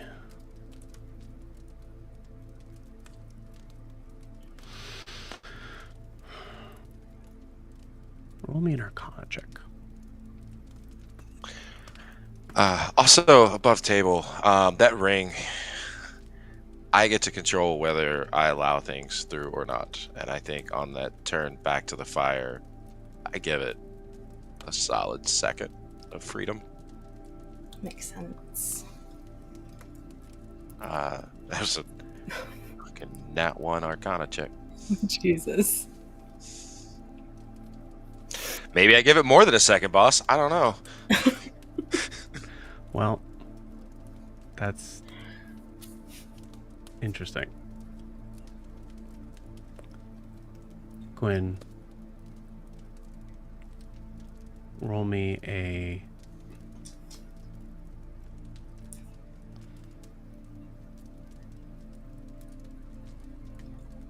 Yeah, roll me a medicine check with advantage. God. Okay.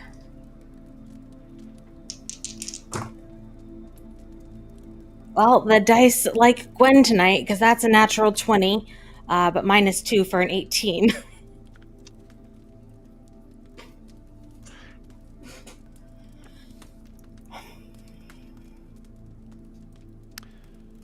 Alistair, before you turn back and choose to relinquish control of the ring,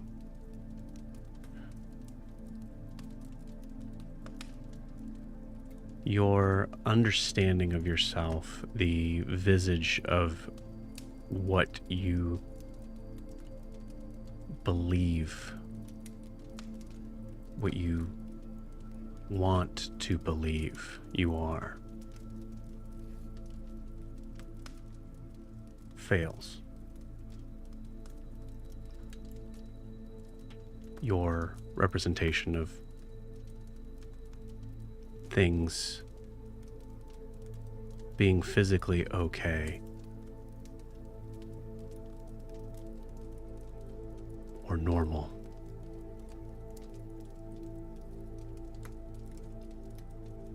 is broken.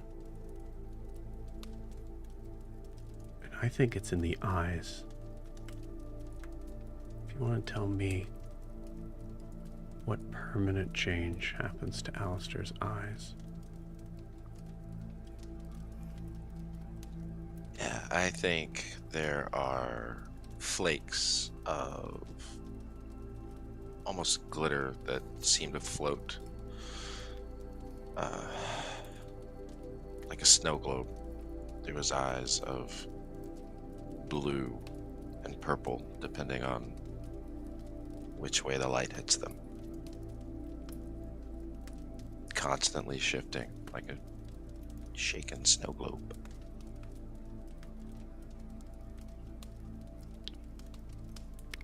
Gwen, you know those eyes very well.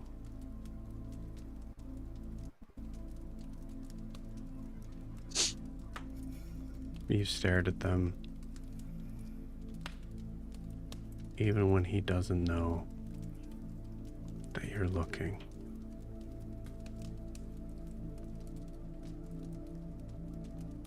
It's light. But with a nat 20, it's there.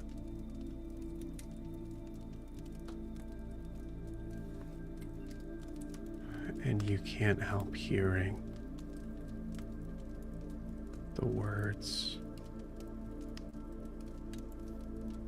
"We need this." Words Alistair said with such conviction, such force.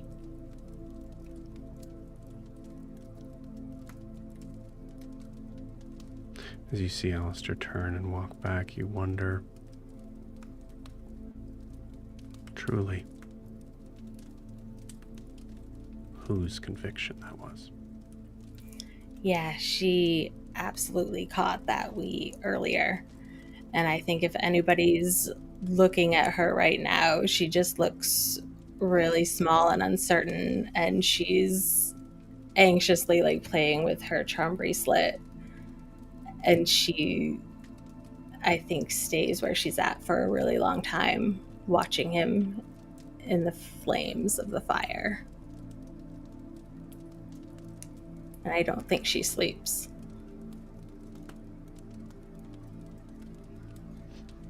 Alistair, as you walk back,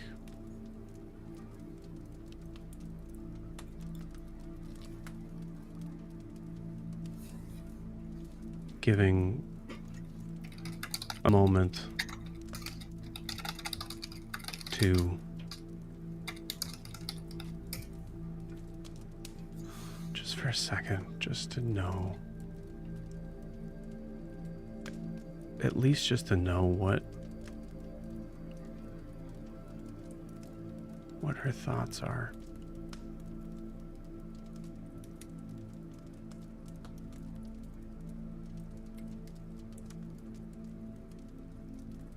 You can turn it off whenever you want.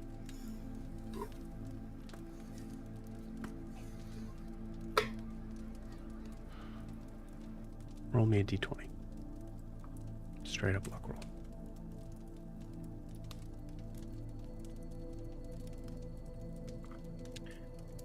So first, that is an 18.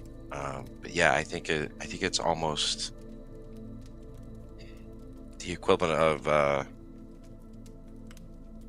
Jim Bro punching a wall. This is a release. That pressure's building up. I think he knows it's from the ring. So I think that idea of just letting a little of that pressure out for a moment could be beneficial.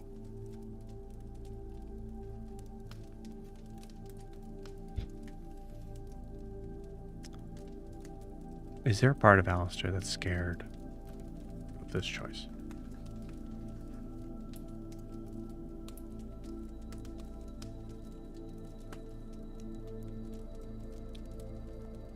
Yeah, I think it's that it's been 48 hours at most since he's thrown this ring on. And in that time, he's almost watched Jorri die. He watched Jorri come back, then he watched Jorri leave, and then just Alistair by himself lost it, which isn't something he does. He's always in control. He doesn't want to give people a reason to judge him more than they already do, and that's scary. Because that's something he's worked his whole life to achieve, to his own detriment. Took less than 2 days to lose it.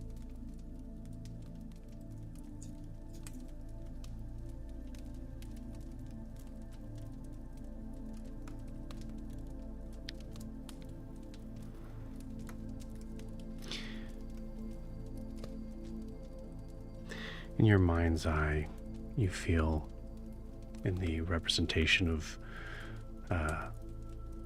a version of you letting go of this ring. There's a physical manifestation in your mind of you just taking it off. And that fear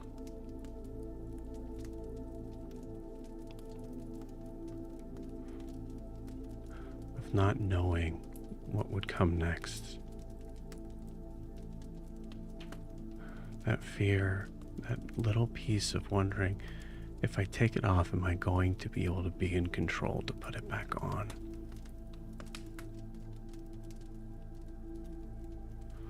Is it going to be a tsunami that just pushes through every bit of me and breaks away to where there is no Alistair left.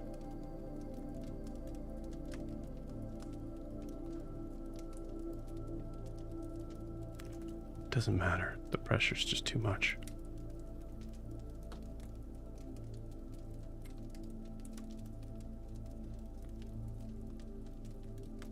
You let go. That's where we're going to take our 10-minute break. We'll see you guys in 10.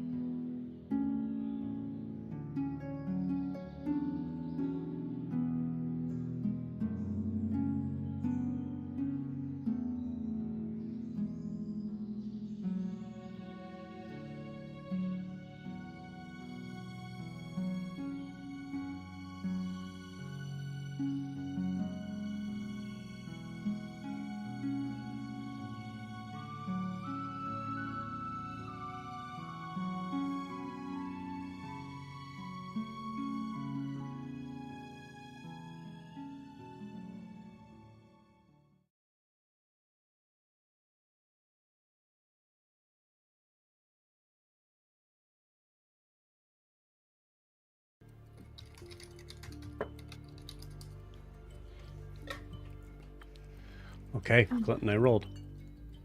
Heard that.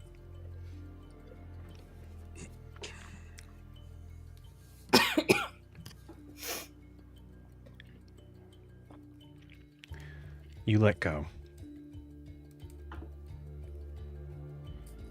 Waiting. Part of you embracing yourself.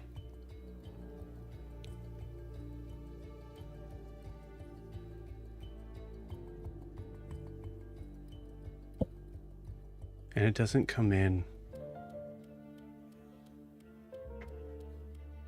like a wall of force.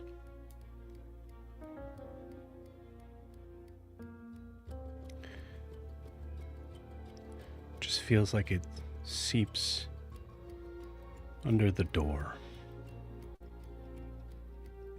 as if the mind palace, all the doors were just lifted an inch up.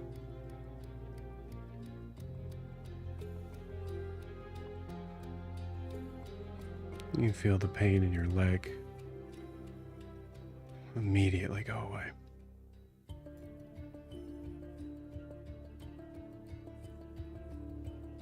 You feel the redness, the irritation that had come up around your eyes, either from being too close to the fire or just from the amount of pressure behind them.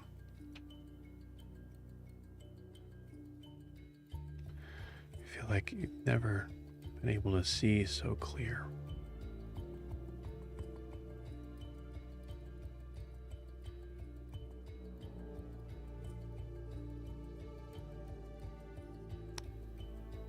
You hear two words that I think surprise you.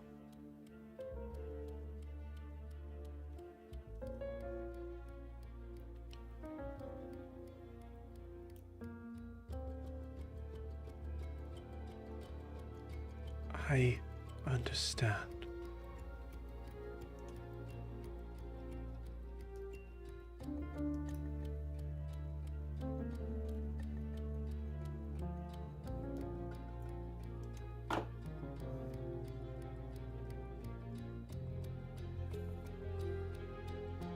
We could be so much farther along.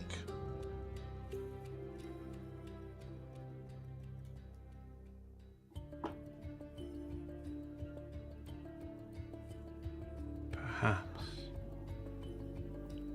you needed this.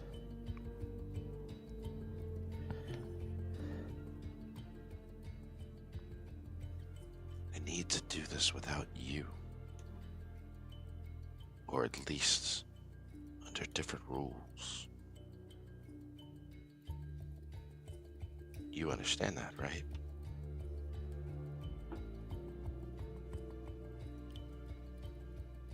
I understand your current need for control.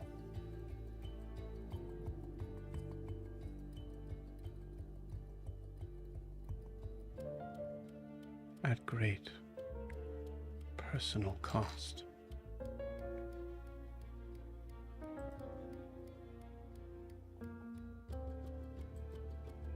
I can understand.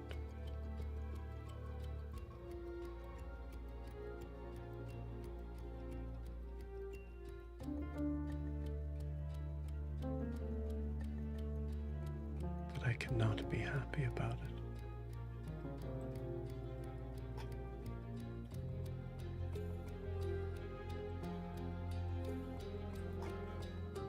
This isn't about happiness. Yours or mine. No. It isn't.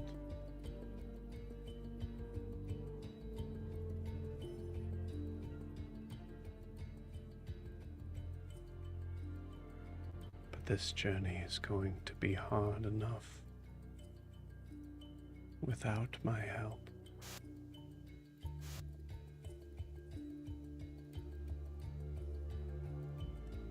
Let me help you.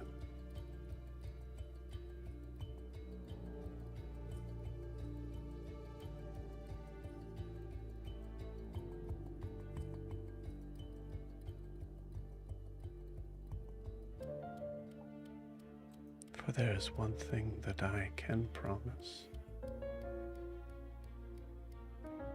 As long as you let me.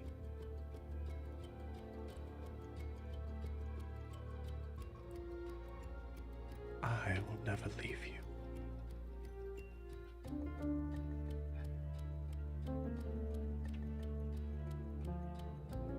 First, prove to me that you can obey.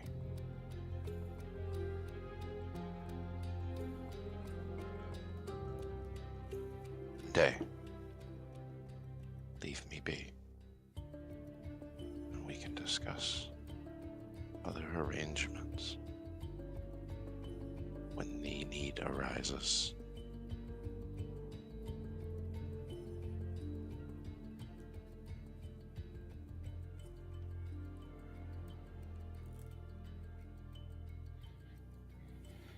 The water obeys the path made before it until there is too much.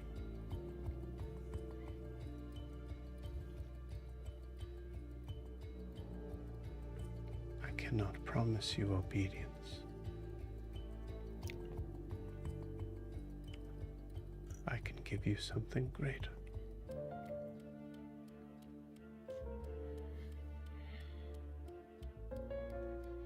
I can give you trust.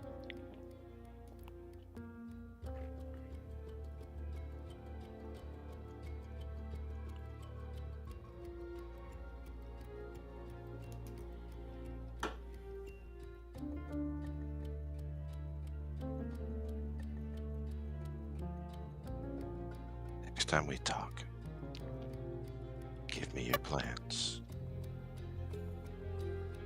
We'll go from there.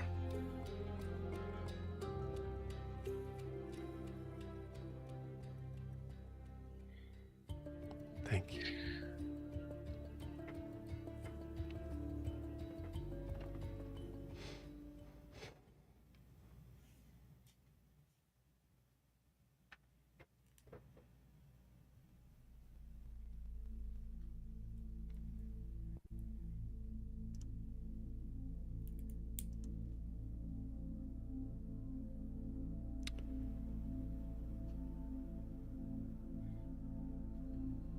As you walk back to the fire,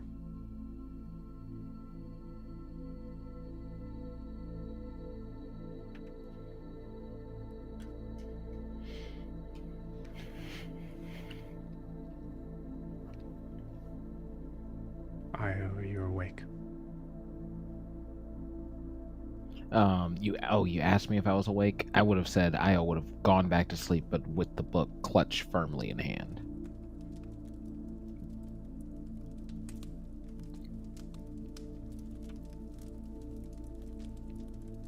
Alistair, you feel eyes on you.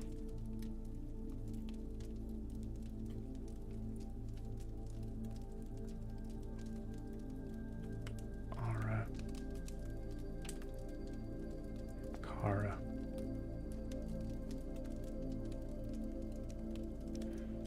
That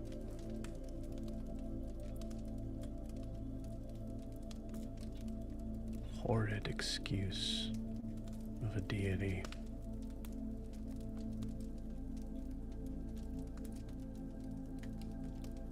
And the woman you love most in this world.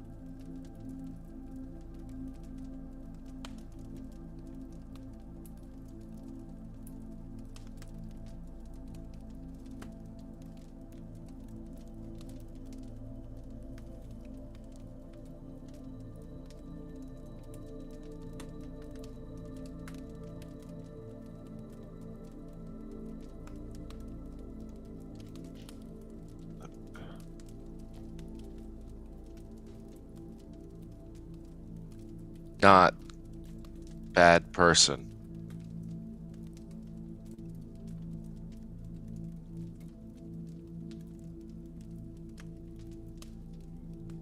Bad person.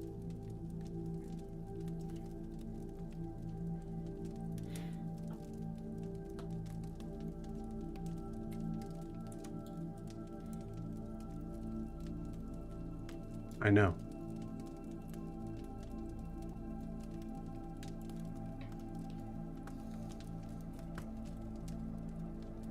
Okay.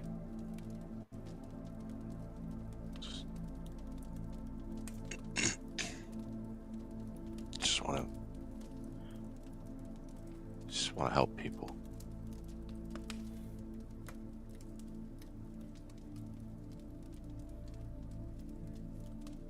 Get some sleep.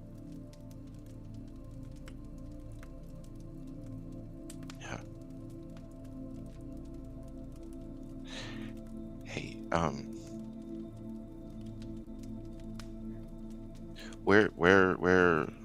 what happened to the rest of your people?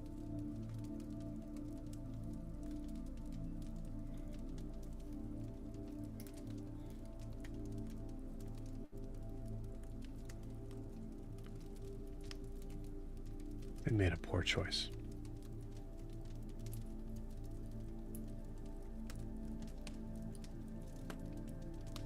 But you? Do you hear because you made a good choice or no choice?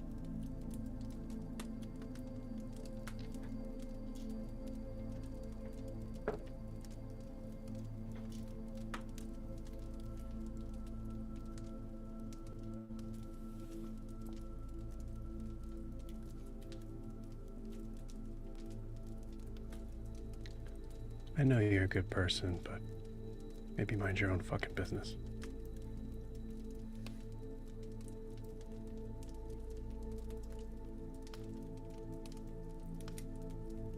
Do you know why we write things down? Why we keep notes? It's not for us. It's for the next person. So they could avoid the problems that we run into. Some of us here, all of us really, gonna be making some choices soon. And those choices can affect a lot of people. So it'd be nice to know when that time comes which way you tend to decide.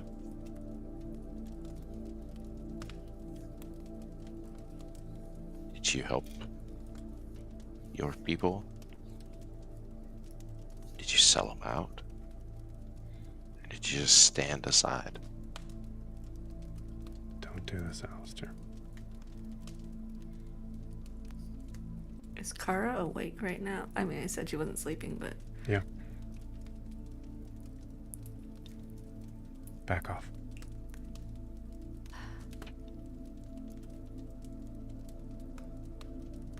Okay.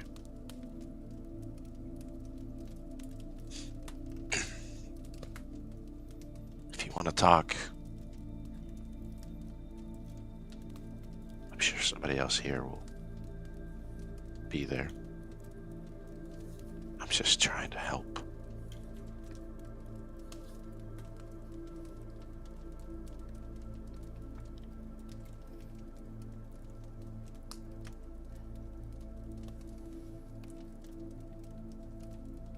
Sometimes we need direction.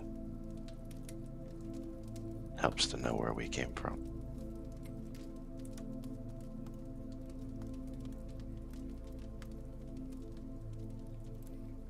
Maybe I push too hard. Or maybe you don't push enough. It'll all come out in the end, I guess.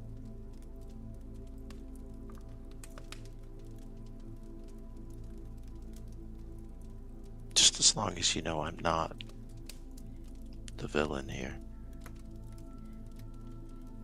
I'm not.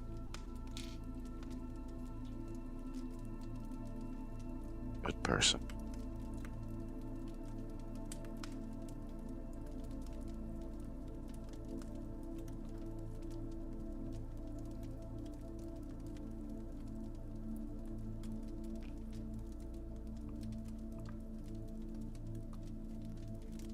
Just go to sleep, okay? Yeah.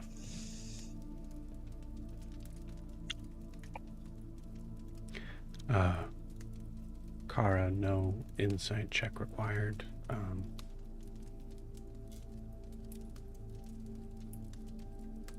You're close enough to Ara to feel the heat that was coming off of him. Mm-hmm.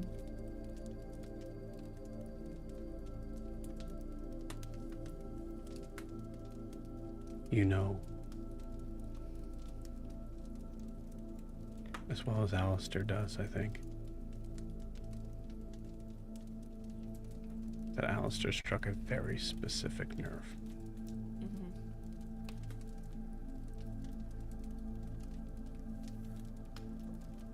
Ara, I'm sorry. If you wanted to take me up on that offer, I'm sure you know how to get to the crossroads, and Brucelli could get you where you need to go. You shouldn't have to deal with this group's shit.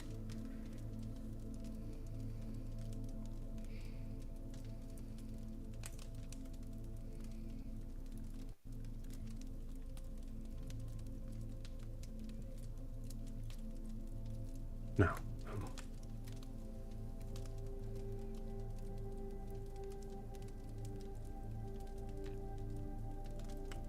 I'm not them. No?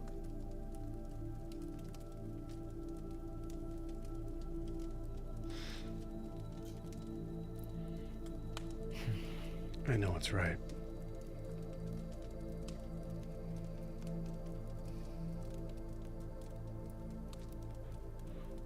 I can deal with one person who just talks too much. This is close to him on a good day. Be warned.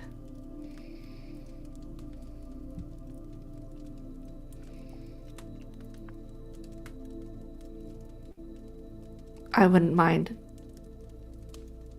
if you stayed.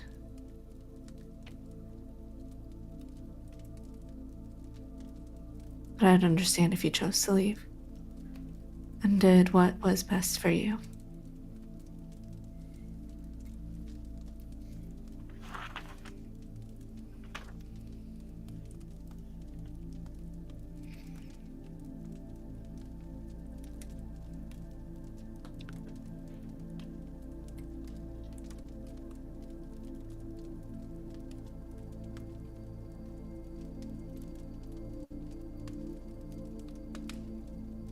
Whether it's best for me or not.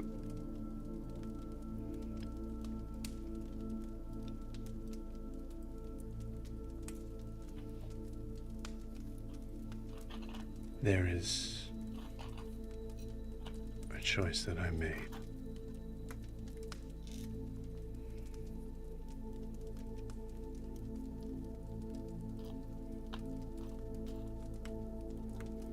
I'll stick to that. Okay.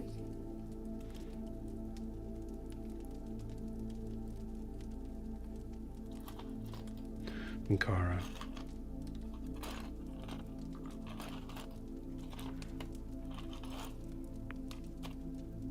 I've been around a long time.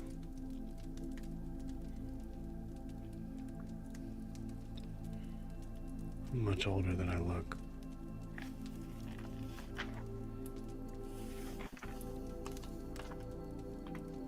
I know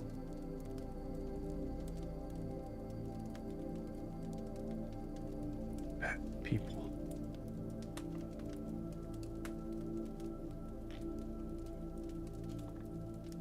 I know what evil looks like.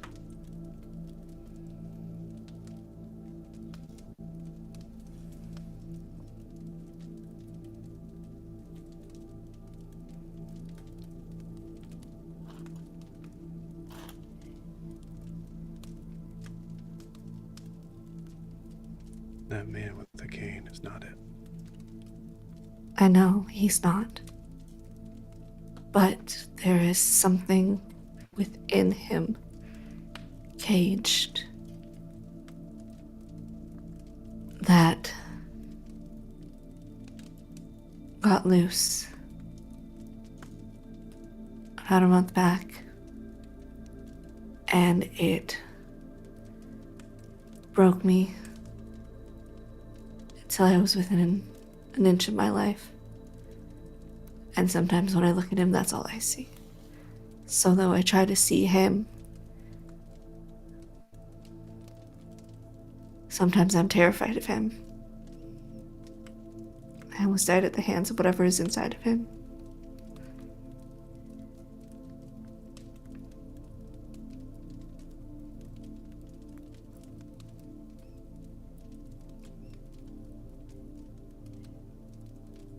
Good to know.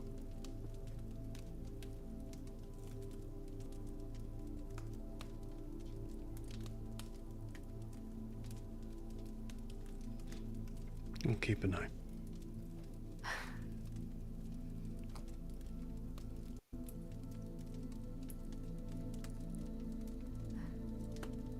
Thank you. Sorry about your daughter. Thank you. Sorry about your son.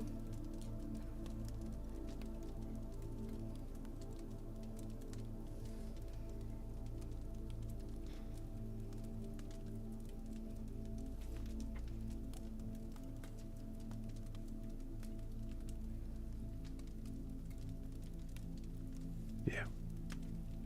Well. Why don't you get some sleep so we can focus on getting her back, huh? I'll try. I will try. I just kind of slouch next to the log or wherever we're sitting to try and get some sleep.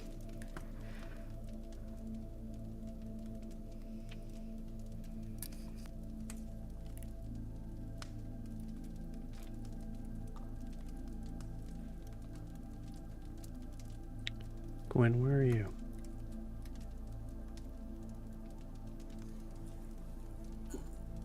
I think she eventually comes over to the fire. But before she does, I think she's going to try to send a message to her aunt because she's feeling a certain way right now. And she just wants to talk to her aunt for a minute if she can. So she's going to try to reach out to Aunt Kat. And it's a very short message. She's just going to say,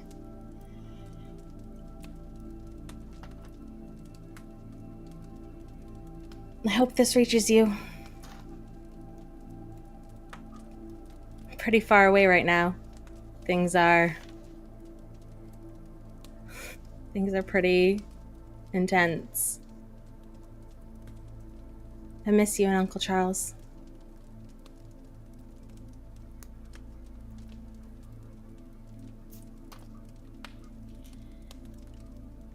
Love you.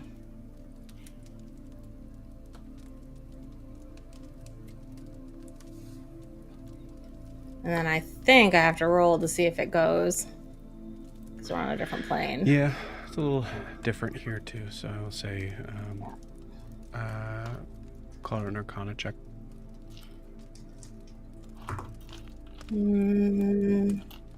15.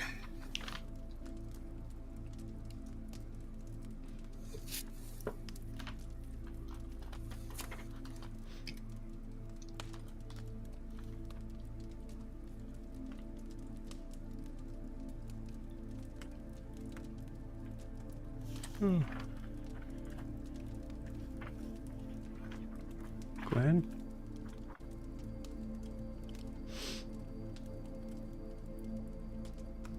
Honey, it's like 3 in the morning.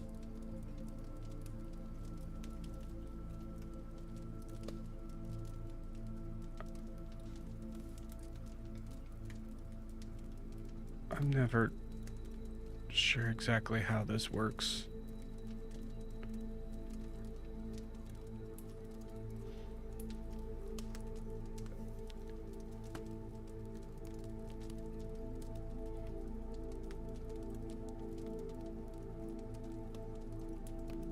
We love you.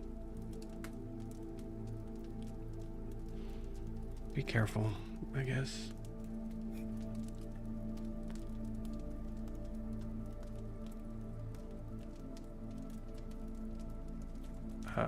No. Be careful.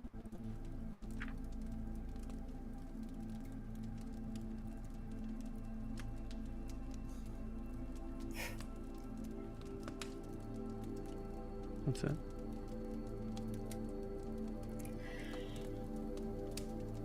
And then she's gonna go over and sit next to Alistair. Try to go to sleep.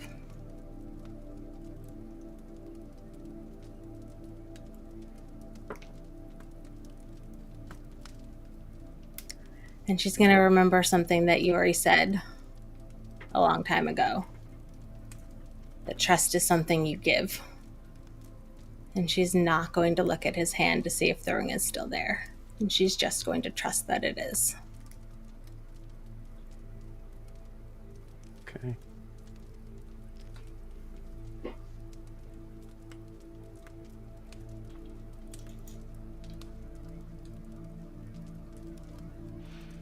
Io.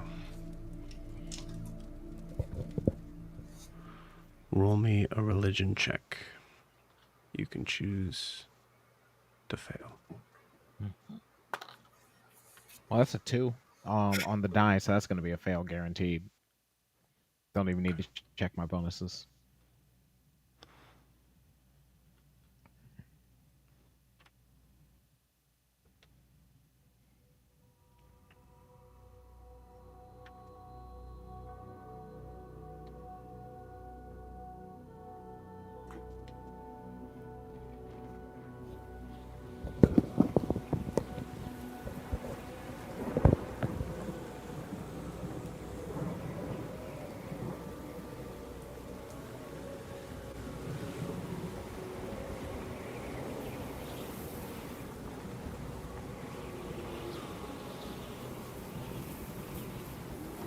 You wake up.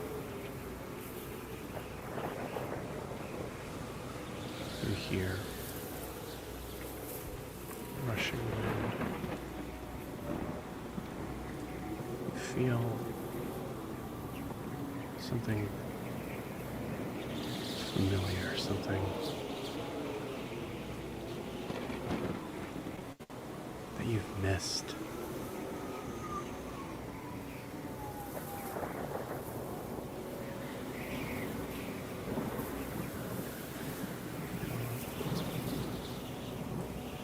Rocking.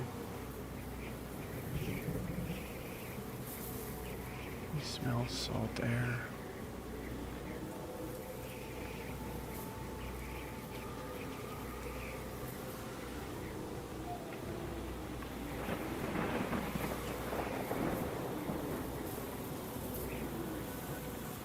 You hear heavy footsteps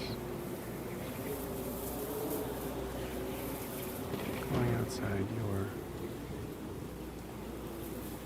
cabin door.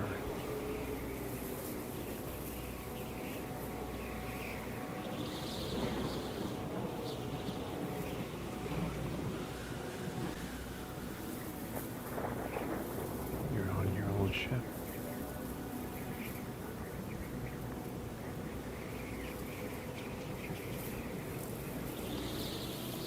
What do you do? I think Io kind of lovingly kind of caresses the like the side of his cabin as he peeks open the door to peek outside and see kind of the state of things, who's around doing their duties, and just kind of basking in the familiarity of this moment and the sense of like rightness to how he feels like right now. Like right now he's thinking, this is a real adventure.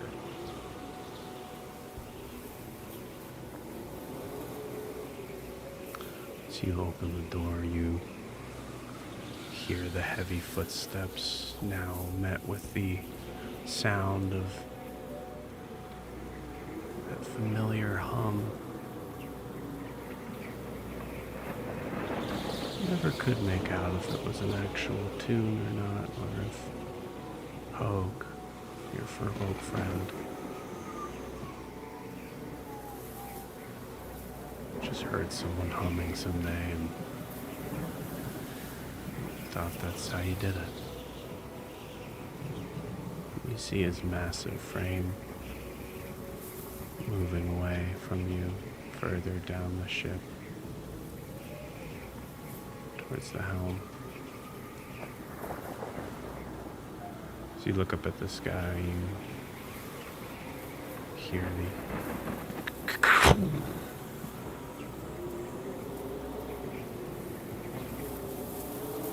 immediately see the lightning hit something far out, but you know it's close enough. It's close enough to be dangerous. Very dangerous. So why is Hogue humming? Hogue! Man, I mean, I know storms are fun to watch and all, but I think you're not facing this with the urgency we should. We need to find ourselves down below the deck. Why are you so calm, man?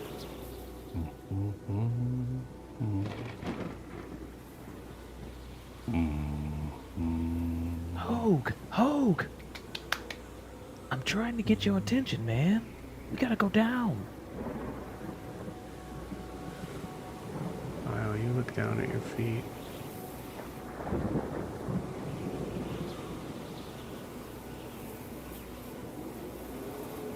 There's something wrong.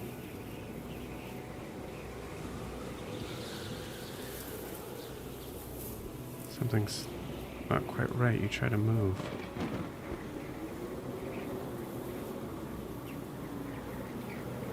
You can't see your feet. All you can see is the deck. You try to pull your feet up. You can see the floorboards move slightly. But it's like you're stuck.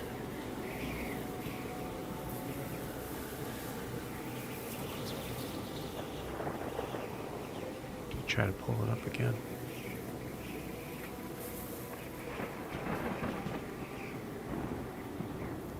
What do you do in this moment, Niall? In this moment, you said when I look down, I don't see my feet. I only see the floorboards. Mm-hmm. I frantically try to wave my palms in front of my face. Do I see my palms? See your palms, yeah. What the hell? Where are my legs? Where are my feet? And I think, shoot, what I try to do at this point? At this point, I try to basically repulse myself with a telekinetic push to see if I can push myself off the ground. So you push, try to give way, you try to free yourself. Why? For what purpose? I can't move. Why can't I move? Where are my legs? If I look down, can I see my torso? Is it literally just my feet missing, kind of almost like do they just disappear?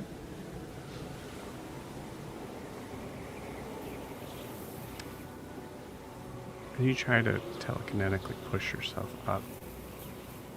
As you're looking down, you saw your legs.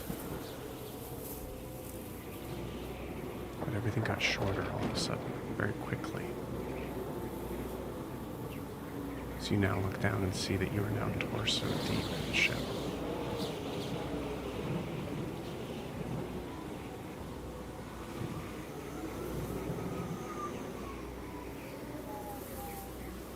Alright, then in that case, what I'm going to try to do is I'm going to try and pull myself back up, and you said I'm a torso deep, and it does it seem like I'm kind of like, am I surrounded by water by any chance? Like, as No. in, oh, okay. And,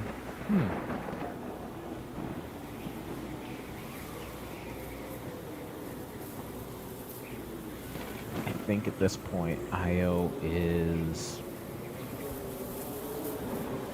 with panicking. He's like, okay, what am I supposed to do here? Callisto, where are you, Callisto? Callisto. Who you shouting for? As you see the mammoth fire genasi Sahid walking up to you, looking down at you.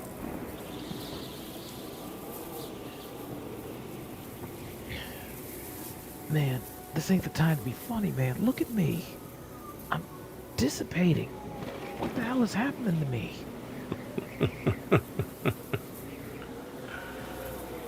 It ain't fucking funny, Zahid. Damn it, Callisto. Pick Frida. yourself up. I can't. Falling apart here.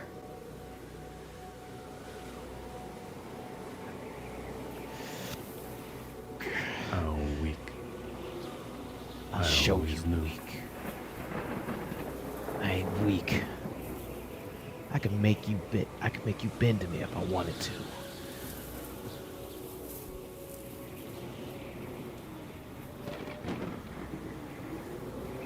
And Wow. as he says that, I think he casts suggestion, and the suggestion is kneel.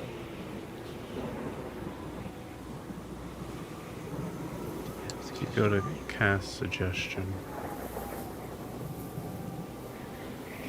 Fair on this.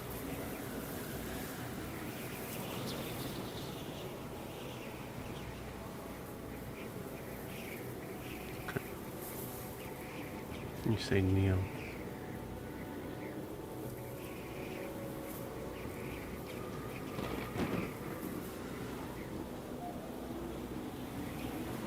To what?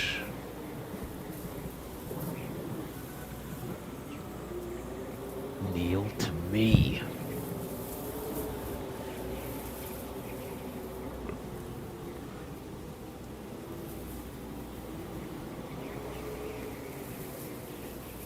Maybe someday. You have to climb down that fairyland and face me yourself. You see Sahid's eyes glow blue. Slits appear now.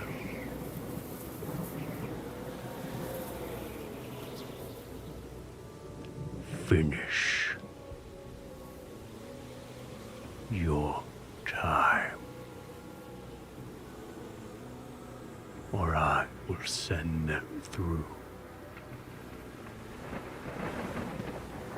And they'll take more than your life.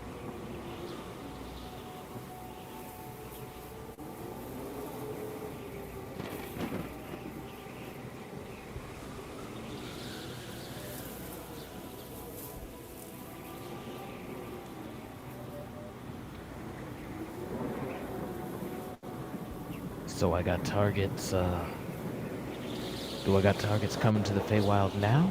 Or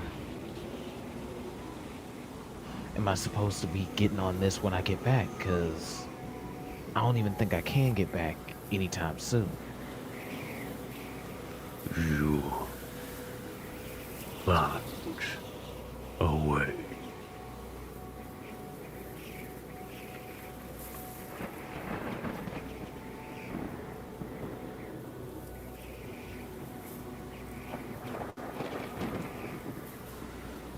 Or maybe looks around, still looks like Sahij, just the eyes. Maybe I this horrid excuse for a ship. Bring it closer to me.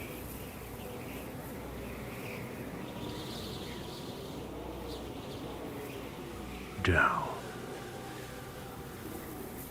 into the deep.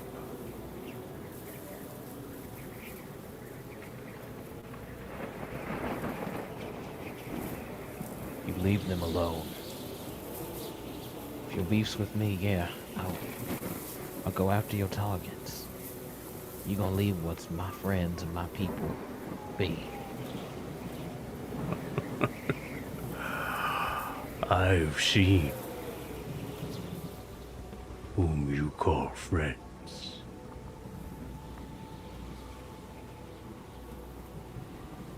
It seems I've found the right being to possibly take my place. You don't need any friends down here.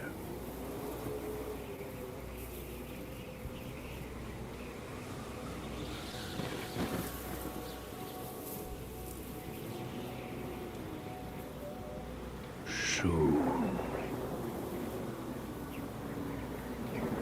Is that why you want to die?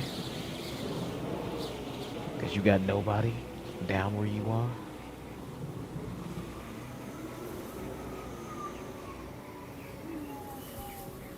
You see Zahid's giant foot pushed down over your face. You feel yourself sinking down. And you wake up.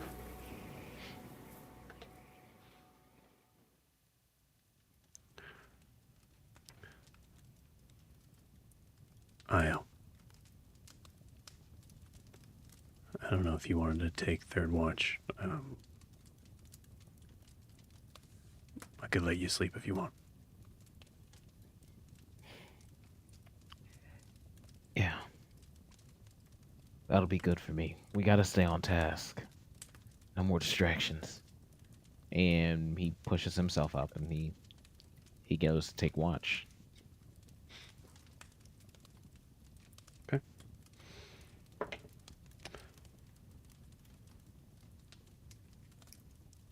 Does Io want to seem in control?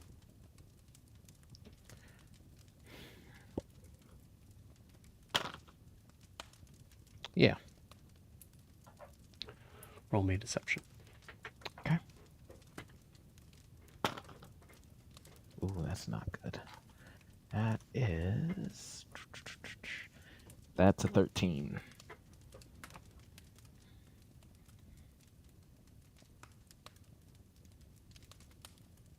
You okay?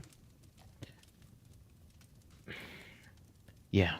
I need to be okay. Everybody needs to be okay. That's our problem. We get too caught up in our own bullshit and can't keep our eyes on the prize. I'm gonna be fine.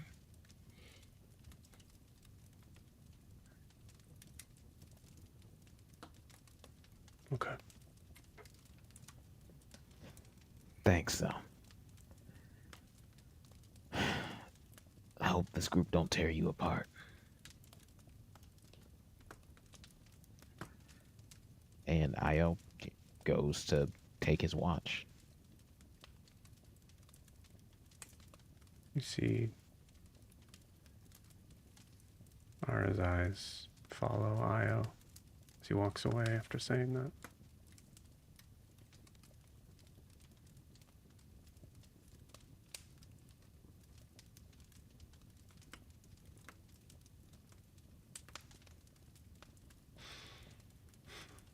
He turns and faces the other direction.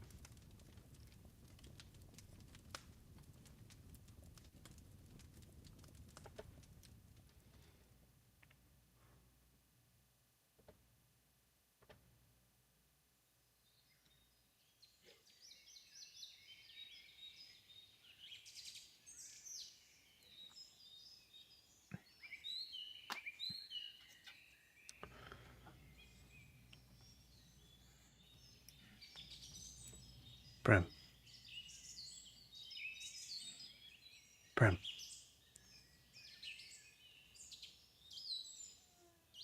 What? You good? No? What's All up? right, well, it's morning. I was gonna wake everybody up, but I figured I'd give you first dibs if you wanted to clean yourself up a bit. Yeah. Thanks. She had been crying most of the night.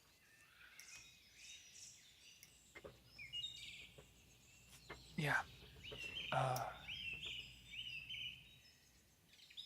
Prestidigitation. She has it now. Yeah. Can put on a good face. Cleans herself up. All right, I'm gonna just gather my stuff and I'll. You want me to wake up the others, or? Did anything weird happen? They're all in different spots than where they were. Do I want to know? Listen, it's my first night with this group, so according to Kara, par for the course. But maybe you should ask them. They'll tell me if they want to. Breakfast? Yeah, I can start working on that. Yeah, I mean, if we want to just take a little bit of a time before we go, maybe it's a good idea to get a good meal in us. I can go see what's out there. Yeah. Yeah. And she'll go take a look. He was saying he would go out. Oh, he's gonna go look? Okay, then yeah. Yeah. She'll work on resetting the fire if needed. Okay. As he leaves, Prim, you hear a voice.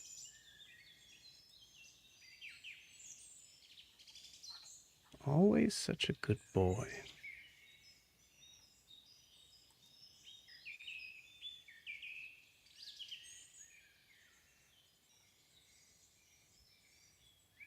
Where did it come from? The voice. You don't know. Yeah, That sounds she's familiar. gonna.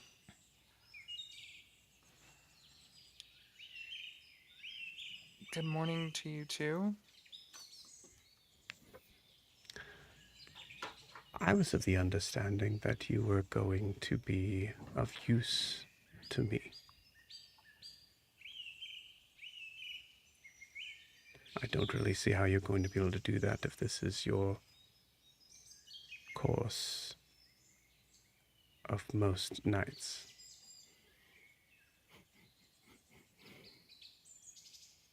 Yesterday was rough. Today won't be that same.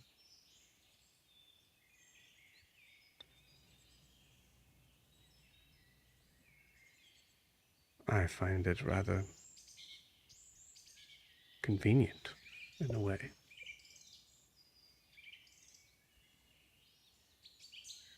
That I lost. Next time maybe you just take what I show you.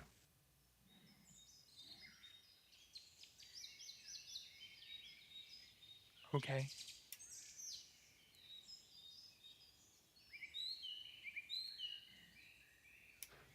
Clear your mind. There's a journey ahead. I will try my best.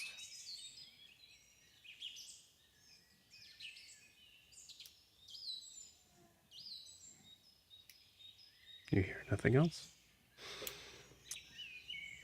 She goes to tend the fire, and the thoughts of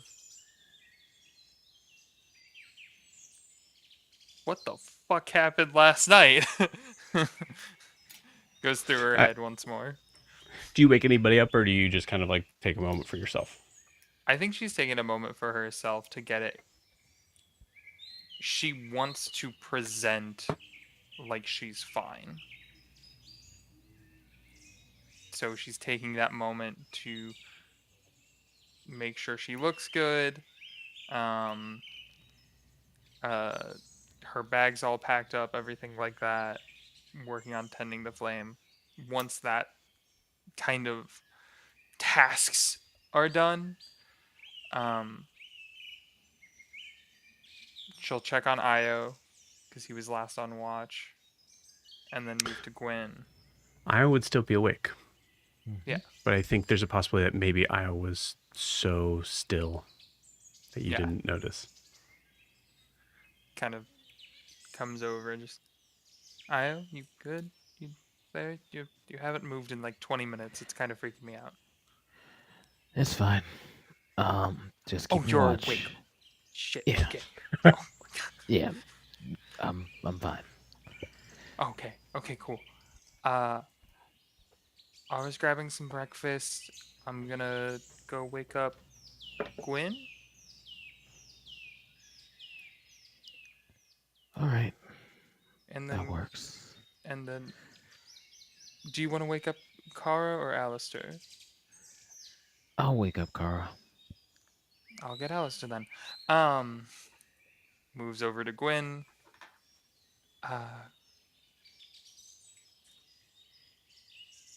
Kind of hand on shoulder, just briefly. Just, Gwen, darling, sun's up.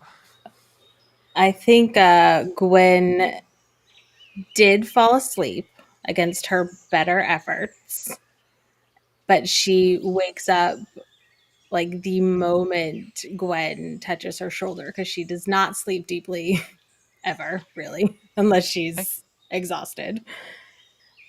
And probably like jumps back, but I think she probably fell asleep against Alistair's shoulder if he didn't move away from her. So maybe she wakes him up in the process of it as well, if he was sleeping. Hey, it's just me. Hi. Oh. Morning. Good morning. You I'm fine. You good? Yeah. Okay. Won't happen again. All right. It's okay. Kneel over next to Alistair. Put a hand on his shoulder. Alistair. Good morning. Good morning, I was Brent. grabbing breakfast. How are you feeling today? Like I missed a hell of a night. That's one way to put it. You drank quite a bit. Just if you need anything for headaches or dehydration, let me know. I've got a few things. I think maybe we could all use coffee. Regular coffee. Coffee sounds good. Yeah. And thank you, but I'll be good today. When are you good? Yes. Are you good? Of course. It's a brand new day. I'm excited to resume our adventures. Yeah, the book is weird. She'll offer a hand to Alistair to help him up if needed. Right. Thank you. Io, you go to wake up Kara. Kara, it's up to you. I'm going to say it's your choice after the Nat 1. Obviously, it was fully difficult to fall back asleep. But I'll say it's your choice on whether or not you felt like Kara felt safe with Ara being that close. I think she did. Okay. Io nudges Kara, and he says, "Hey, Shiv." I think she like jumps awake after last night. Mhm. She's immediately up with like a dagger pulled. Yeah, I was going to say there's that moment of like,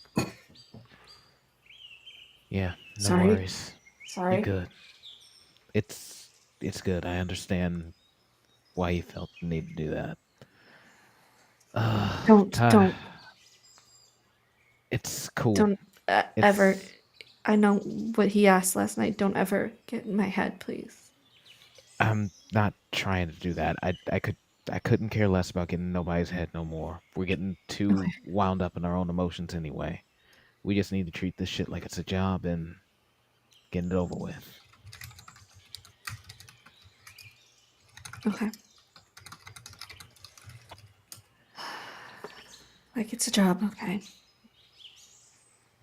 Like you said, just pretend I say all the nice flowery shit I always say. Let's just make today better than yesterday. Can I insight And check Io? Mm-hmm.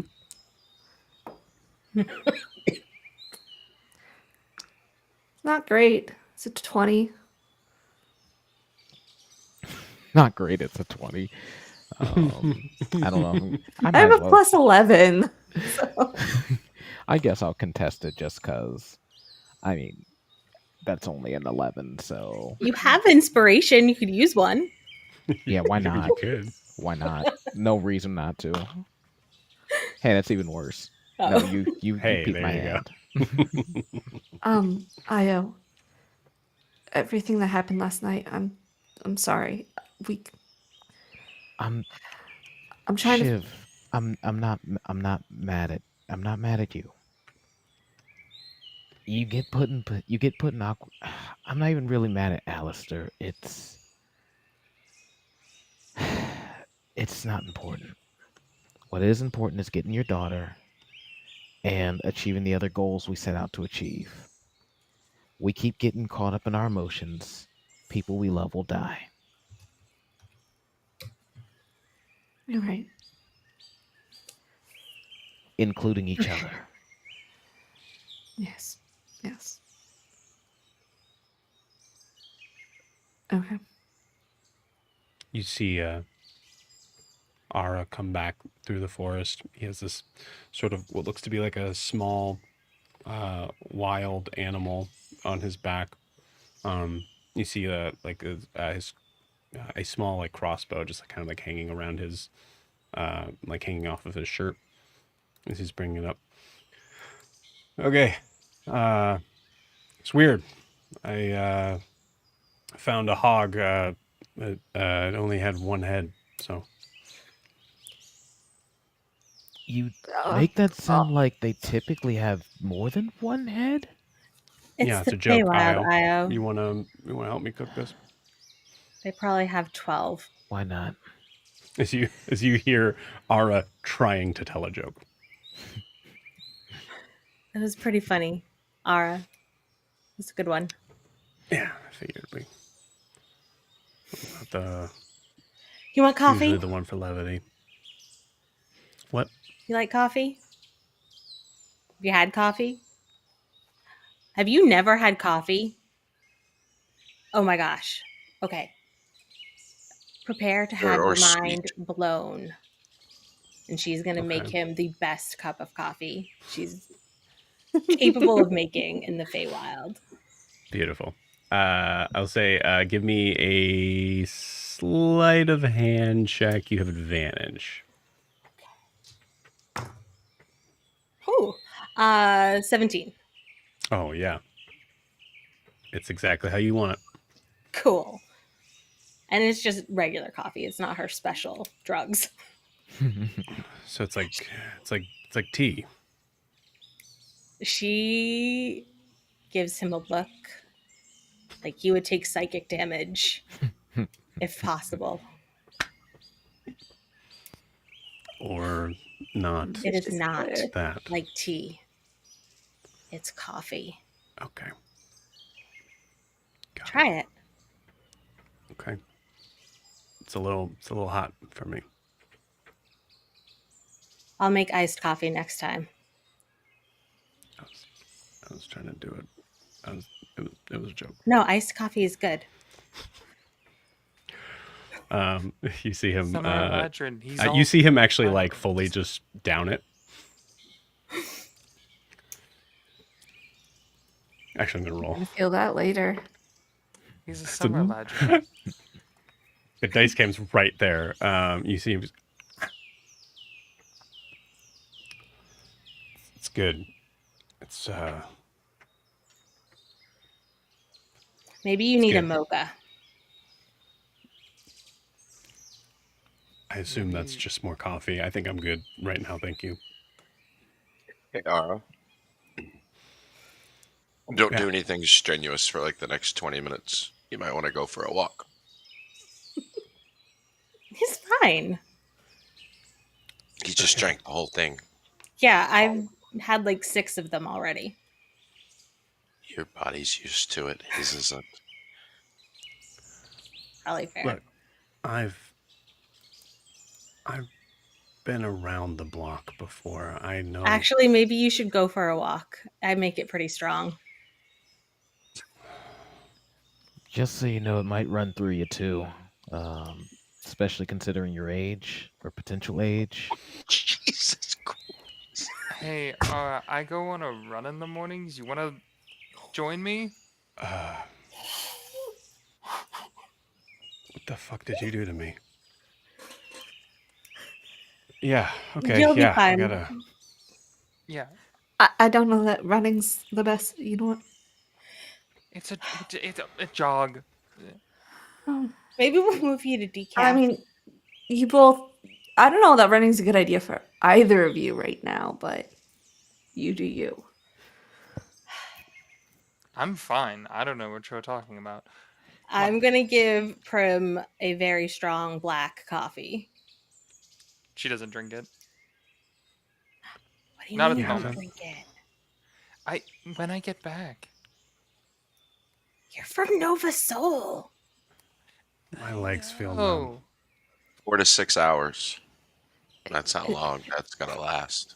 Yeah, it's gonna last a while. You guys just let me do that?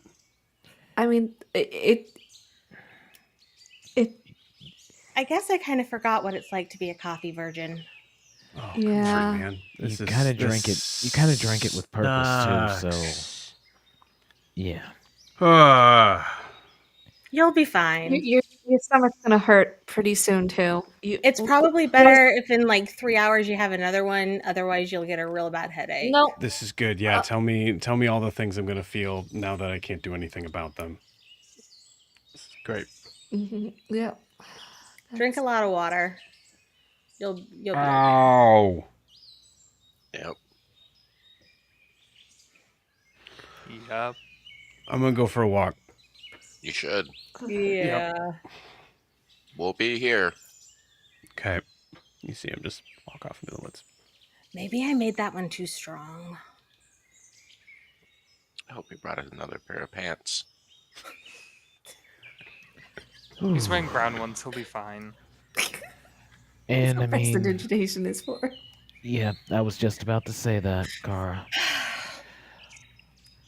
Brim's gonna run off after him. All right. Well, you know how to cook a hog? Do I know how to cook a hog, Joe? I think you do. I think that makes a I feel lot like- of sense. Makes it so really much does. sense.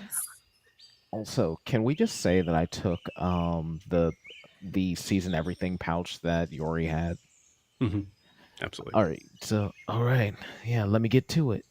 And you see him go into making, especially if you have hands on some potatoes or root vegetables, he makes a full-on Southern style breakfast. Okay, cool. Gwen drinks more coffee. Beautiful.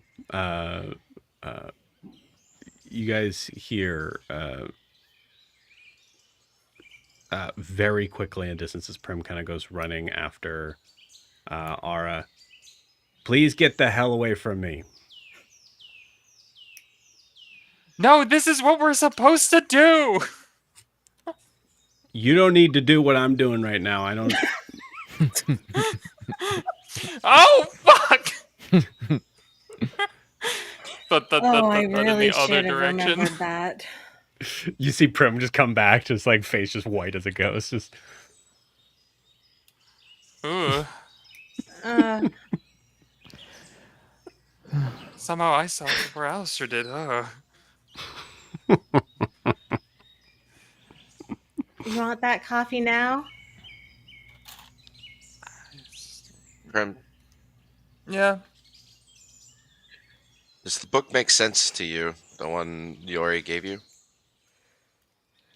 Uh. mm. Pull it out. Open it up. Okay. Kind of Roll me hard a to do with one hand. d4.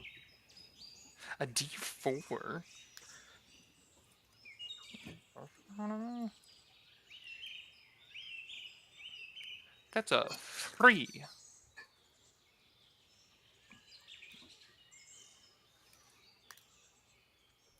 Okay.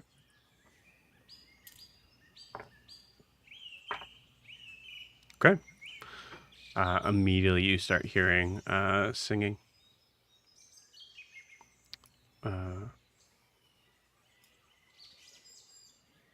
You hear words, but I'll need to get them to you guys later. I have no idea where they are right now. But it gives you an idea of, like, as you kind of, like, you've seen Jorri do this, as you kind of, like, turn away from that direction, all of a sudden you hear the singing go softer. Point back the other way.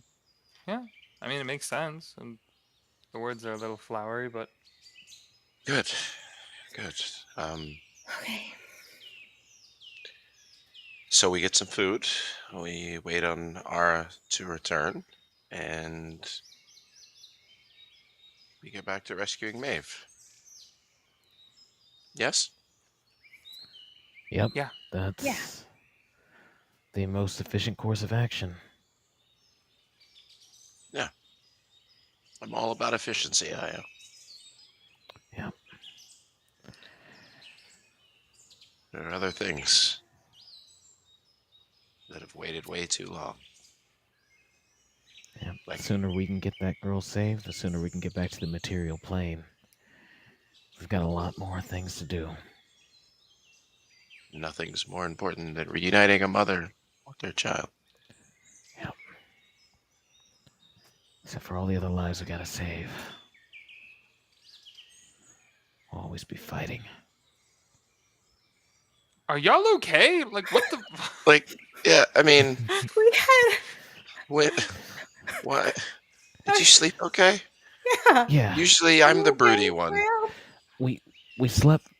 I slept fine, but we're too weak. We need more power. We need to be more serious. We need to stay more focused. Because these things that are playing with us are going to play with everything that we love and care about.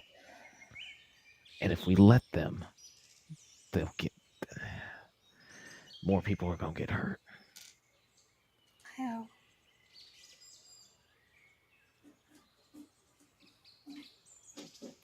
Yes. Okay. I mean, yes, Io. Absolutely.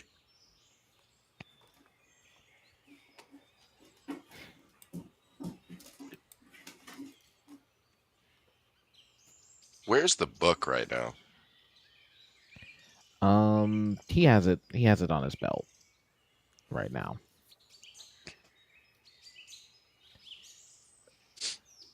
Though I think there probably might have been a couple times where he might have touched it or patted it or checked it. Sorry to everyone. I was flustered last night, but Io specifically, I didn't mean to call you out like that. That was unfair of me. A good friend had to leave us. A family member even had to leave us. All of our emotions are raw right now. I said some things I should not have said myself. I think we all said things that maybe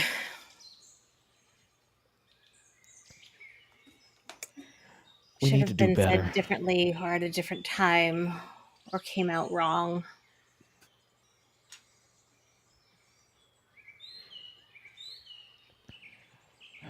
We need to do better. We can't stay the same old. Hell, we don't even have a group name. We can't stay the same. We need to improve, get better. Is that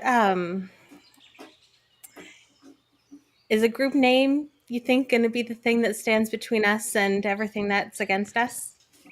Absolutely could- not. Because you know what, I think you might be onto something. Everything in history has a name. Well, the thing with a group name is a unified ideology. Do we even have one of those? Yeah, do we? That's the problem. Saving a little girl has pretty much been our main driving force. There's a lot of secrets that tend to come to life, but and we don't like keeping secrets.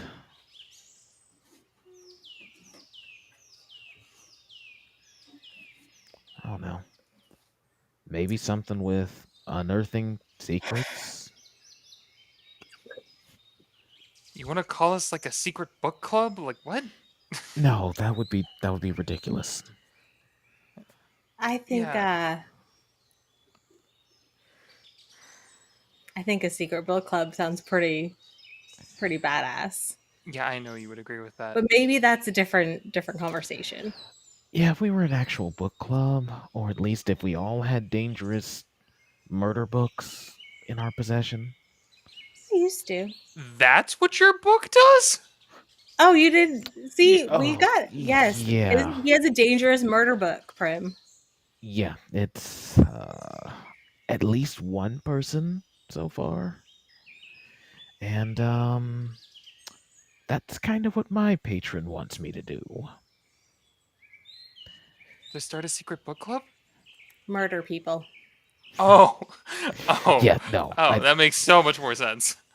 That sounds more like what Gwen's patron wanted her to do. No, my Oh, yeah, because you also Yeah. have Yeah. How about yours, Prim? She just wants us to follow this book. We're already following it. So, in return for more magical abilities, follow a book. Yeah. Seems to be the one. You're not well, this now. naive. Are you still drunk? No, but she was pissed at me for being drunk last night.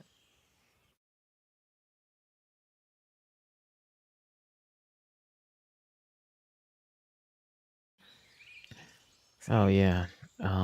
Compromised inhibitions does not make for the best No. It's true. window.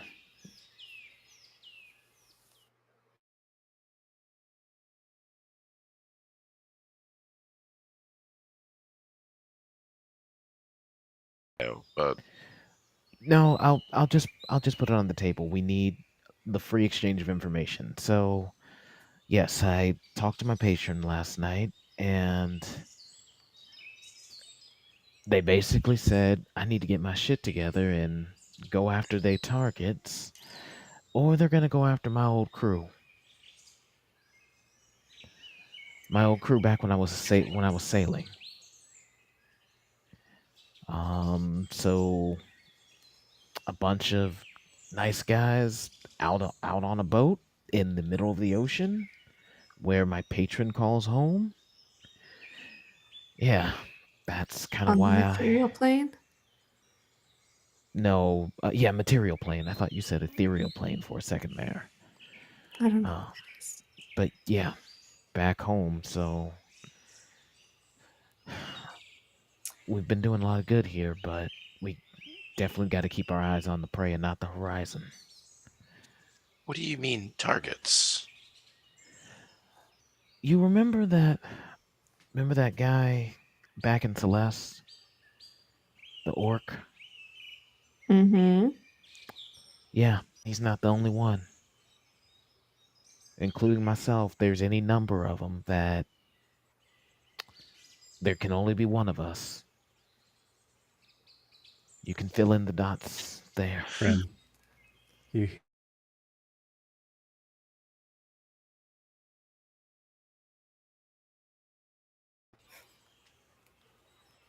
I'd very much like to meet this patron. Stick close by this one. That is very Can strange. we way parent to go trap their about. patrons? And I'm like, I anybody always- who looks at it- Prim notices her just give the biggest eye roll. Sucks that Io cannot hear what the patron said there.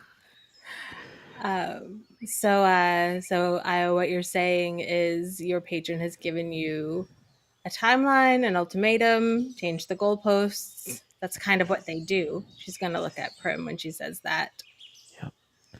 Well, to be fair, the goalpost technically hasn't moved. It's just now there's consequences if I decide to go about this my own way. There's And how always long do you have? consequences. But how How long? long do you have? They didn't say. Okay.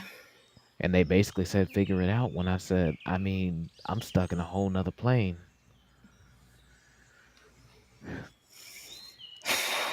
See? Don't you feel lucky?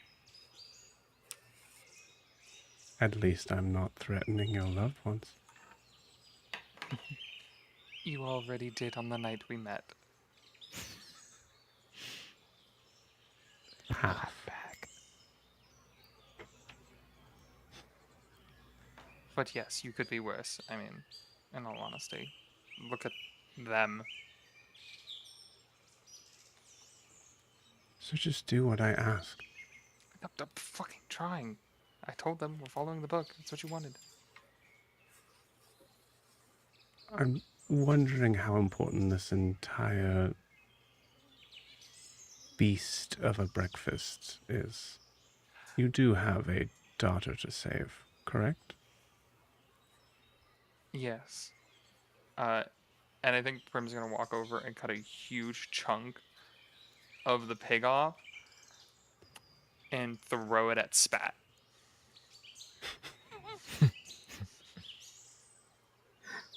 Careful.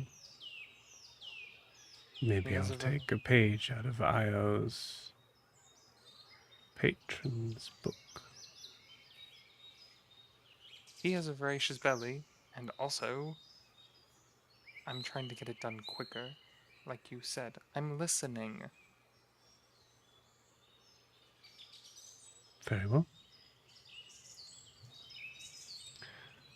Speaking of listening, what is that I hear? Prim, I need you to give me a perception check. I'll say Prim, you have advantage. Everybody else can roll a perception check as well. Is Mask alerting me in any way? I don't know. Good question. He's freaking out about something. I rolled a nat 1 again. I no. Mask is not doing great, buddy. Not good. No. 6 Very for powerful. Gwen. She hears nothing. Yeah, Io 21. hears nothing. 21. Nice. Nat 20 for a 23. Oh baby. Rogues. As soon as that is said, you hear as if maybe it was like a couple seconds beforehand, you hear this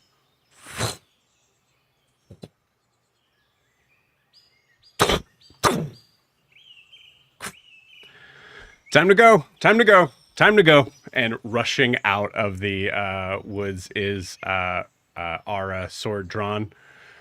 Let's go, pack it up, let's go. And you hear this,